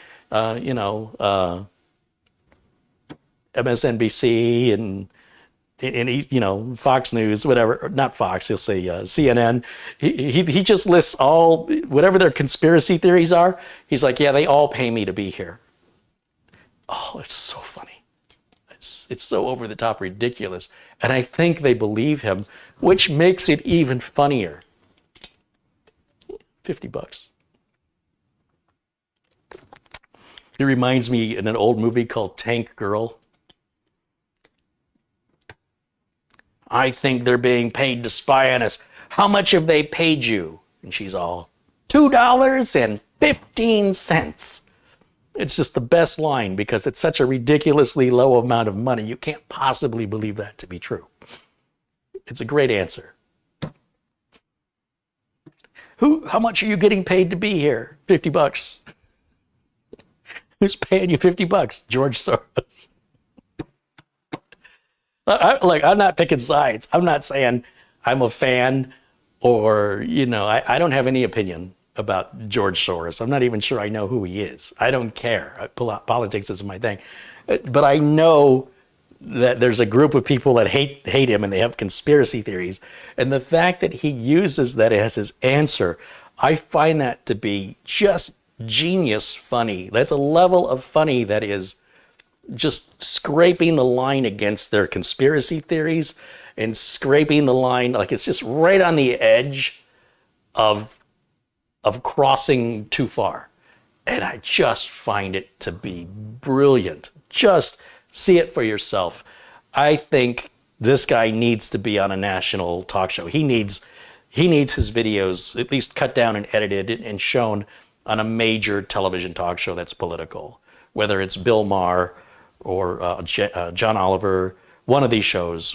Because sometimes they do skits like this, right? Maybe Jimmy Kimmel, something like that. That would be why he hasn't gotten this exposure. He deserves it. He absolutely deserves it.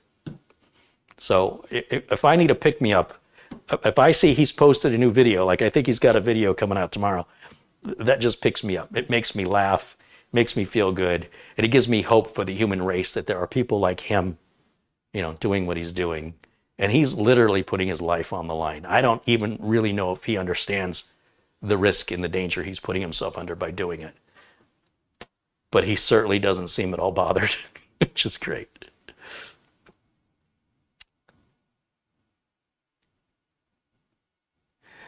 Ray Smith said he's been arrested a few times. Yeah, he's been wrongfully arrested, if that's what you mean. Yeah, the police have wrongfully and unlawfully kidnapped and arrested him, and he has several lawsuits, as far as I know, ongoing. And I think in every arrest case, the charges have always been dismissed, every single time. And then after the dismissal, then the lawsuits come. So this idea that he's been arrested is a bad thing, that's an example of what he's up against, right? That people are abusing their power and then unlawfully restraining and kidnapping a lawful citizen, exercising their First Amendment protected activity. So that's concerning when the people we trust to enforce the law let their feelings and their ego get in control of, instead of enforcing the law, they're enforcing feelings.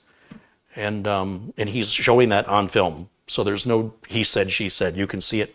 You can see the actual abuse of power happening on camera. And then there'll be a follow-up.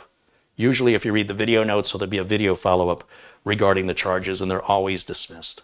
It's always a wrongful arrest. Every single time. It's only done out of retaliation.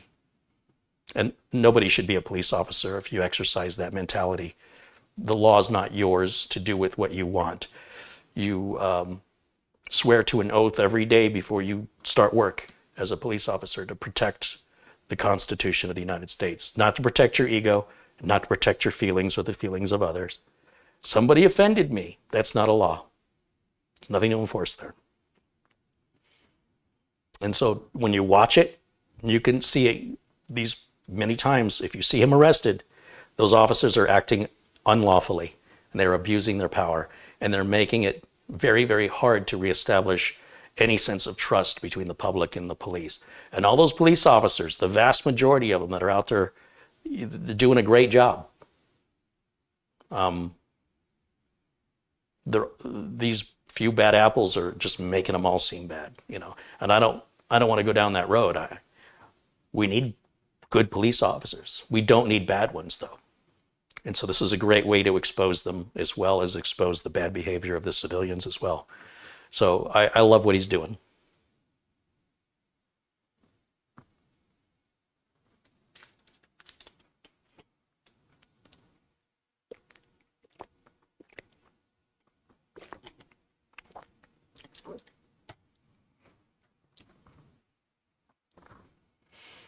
The judge told him to destroy the sign. He doesn't care about the sign. That's irrelevant. The sign was only made for one particular purpose. And I think in that particular one, that's going to the Supreme Court. I do believe that law is being changed regarding that very case you're talking about. I don't think that's over with yet. He doesn't care about the sign. I promise you, he needed the sign to film the video. Once the video was done, once he was arrested, the video's done. He doesn't need the sign anymore other than for evidence. Yeah. But now we're talking about a limitation of free speech, which is now a constitutional violation, a very sincere and concerning one. And that if a city's municipality has its own law that says that sign is vulgar and it has to be destroyed, federal law says he has a right. Federal law always, it's like a rock, paper, scissors. Whatever federal law says stands on top of state law. It squashes it. So if he takes it to a high enough court, it seems pretty obvious how that's going to play out. I think anybody who understands the difference between federal and state laws would know there's only one conclusion to this, and that is the state will have to conform to the federal law. You watch, you'll see. It's not rocket science here. The fact that people continue to fight for what is common sense is just the state of the country that we're living in right now, in the divided states of America.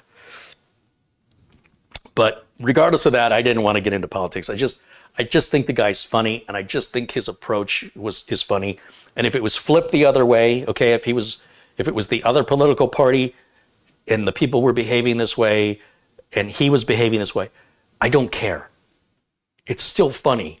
If people exercise that behavior publicly and he is reacting to it that way, it's not about saying everybody in this political party acts that way.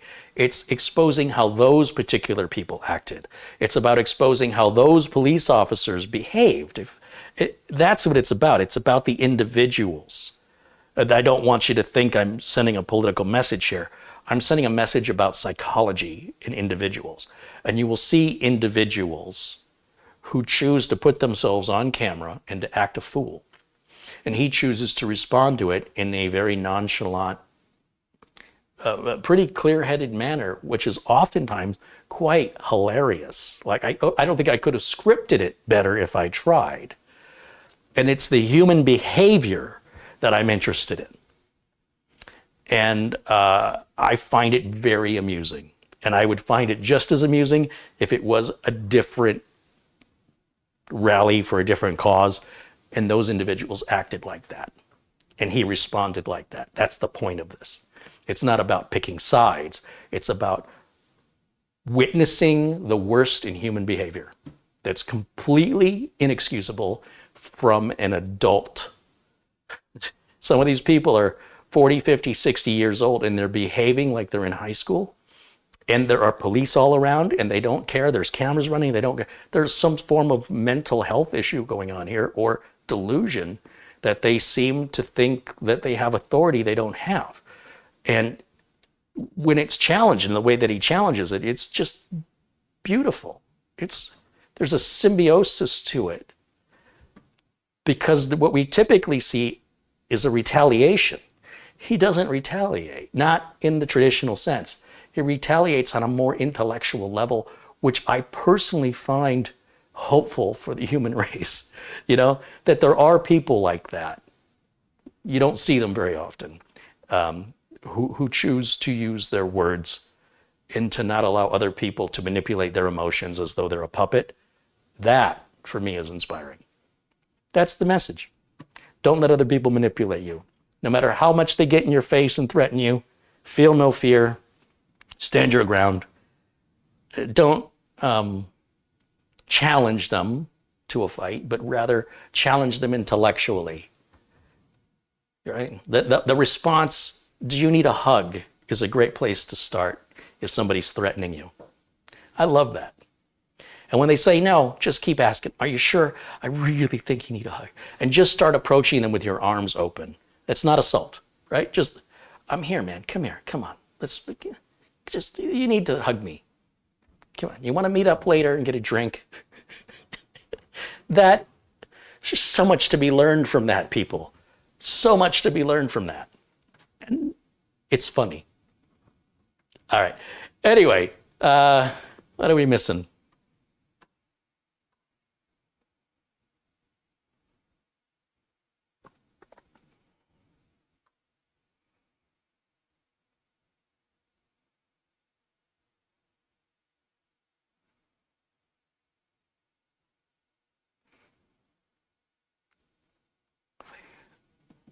Clinton says, love from Greece. Hey, welcome in, Clinton. Good to have you here.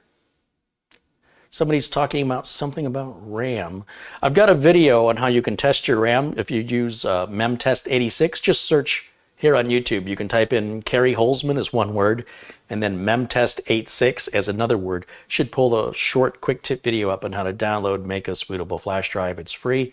It'll take maybe an hour, 2 hours to run. If any of your memory turns up to be bad, you can't fix it. But you can take a memory stick out, try it again. If the bad memory still pops up, shut it down, take the other memory stick out, put the one you took out back in, and hopefully you find the bad stick that way, and you'll have to replace it. There's no repairing RAM. You have to replace it or send it in for warranty. But memtest86 is where I would recommend if you're suspecting RAM issues.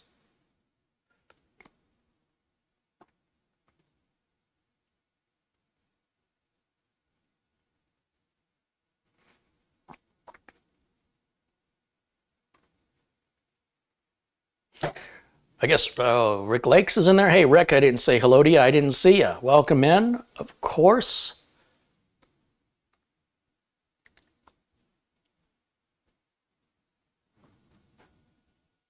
Where am I at on my time? I don't even know anymore. I was at an hour last I checked. Oh, we're at 2 hours and 20. Okay, so I went 20 minutes past. All right, so thank you guys again for joining me, hanging out. Watch for the video tomorrow with Doug Betts from Windows Live Training. If you're not subscribed to Doug's videos, you should definitely check out his videos. If you're looking for free technical support and you're willing to go on camera and have Doug broadcast his help with you, he'll do it for free. And he's been in the business a long time, like me. And he's trying the business model out similar to mine, which is I'll help people for free in exchange for broadcasting it. I'll make the money on the broadcast. So he's not a hobbyist. This is somebody who's been in the industry a long time. And join in on his chat room if you enjoy, maybe helping him in this diagnostic process that he broadcasts live. It's a pretty unique channel, but very much for technical people who enjoy the puzzle solving of it. And we'll welcome him on tomorrow afternoon. And we'll try out this used motherboard, which I hope isn't dead in the water, right? That's a possibility too. For all I know, the board's bad. But assuming the board is good, I just want to verify if the built-in i225 Intel network card on this board exhibits the same problem that people say it has online. And that was the whole thing Doug was fixing for somebody remotely. I want to recreate that, see what happens. For everybody who's been contributing, both today and in the past, I thank you so much it's because of you that this channel happens, and I'm not just slamming you with a bunch of sponsorship offers. so that I can continue to generate the cash I have to take the time to do this, which takes me away from my paying job, right? And it all adds up, along with the Amazon affiliate links that I use. If you buy something from Amazon, all the tools and everything I use here, even the parts I buy, they're all in my Amazon shop. It's amazon.com/shop/Kerry Holzman. You'll also find unique videos there specifically for Amazon that are not here, and I'll be making more very specific videos for Amazon. But that'll be me. Initially, at first, I'll be talking about products I like. It'd be kind of sales pitchy because I like the products, right? And I'll just make a video saying, you know, this is the pair of pliers I use and this is why I like them. It'll be like a 10-minute video. And I'm hoping Amazon will attach that video to the product page for those pliers. Let's just say it's pliers. And if somebody's looking for a video review of those pliers, they're thinking about buying them, maybe they watch my video. Maybe they like it and they want to see what other videos I got, and they follow me on Amazon. If you're not following on Amazon, please do so. And again, if you buy anything using any of my Amazon links, it doesn't cost you any more money, but I make a small commission. But if enough of you use it for enough purchases, it can oftentimes pay more than YouTube does. And that money is usually spent right back at Amazon again for all the stuff you see. This didn't come from Amazon and this, but everything else pretty much is all Amazon, most of it. So yeah, me and Amazon, we've been good buddies for 24 years. I think I created my Amazon account in 1997. So I'm a big fan of Amazon, and I'm very much honored to be selected to make Amazon live videos for them. And expect a different style of video there, is all I'm telling you. It's going to be a little bit more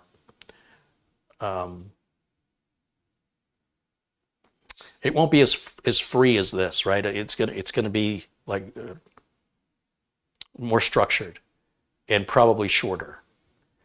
If I want my videos to be attached to the products, I can't do 7 reviews in 1 hour-and-a-half video and expect somebody to sift through an hour and a half to find the one review they wanted for the one product.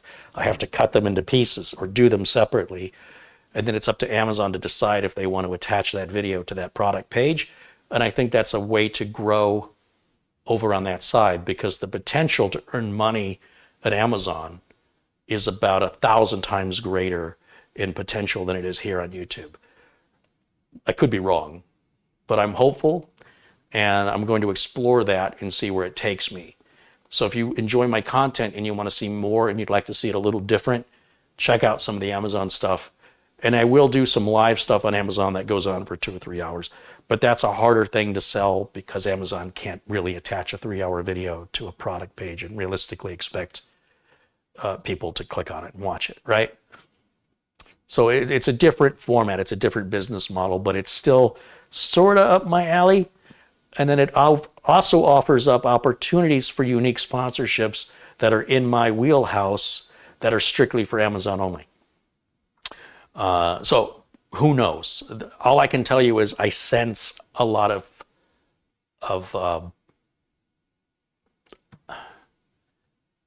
I just had the word a minute ago.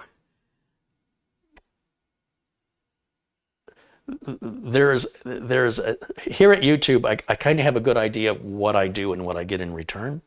But at Amazon, there's this possibility that I can do just as much of what I'm doing here, but get paid 10 to 100 times better for the exact same work.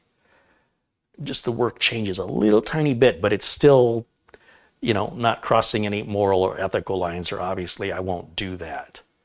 So I'm pretty excited about what the potential is here, and especially coming up to Black Friday and the Christmas shopping season, the holiday shopping season, what that could mean financially. The goal is to get the house in Michigan, to get the Tesla, and to make the videos as often as I want to make them in a professional studio, not like this. And it's going to take bank, and I don't want an investor, and I don't want a loan, and I don't want to pay interest, and I don't want somebody to tell me how to do it because they're financially invested. I want to do it my way and hope I can figure out how to succeed at it. And right now, Amazon, I think, can get me there quicker, but I could be wrong. We'll see. So far, we're off to a good start. I've been enjoying the few videos I've done for Amazon. I've enjoyed. I haven't done many more because I've been very busy. Well, I was on vacation. I was busy doing nothing. And now I've been busy kind of getting caught up. So hopefully, because I need to start cranking that up in time for the holiday season, right? I better start now. So that's what's going on. I hope I'll see you tomorrow with Doug Betts. Friday at 1 o'clock with Mitch Morrison on the HTPC build. Tomorrow, 2 o'clock with Doug Betts. And that's the schedule for the rest of the week. I hope you'll join us live. Thank you so much for joining me. Thank you for all the support. Thank you for all the love. I will see you all again very, very soon. Until then, bye for now.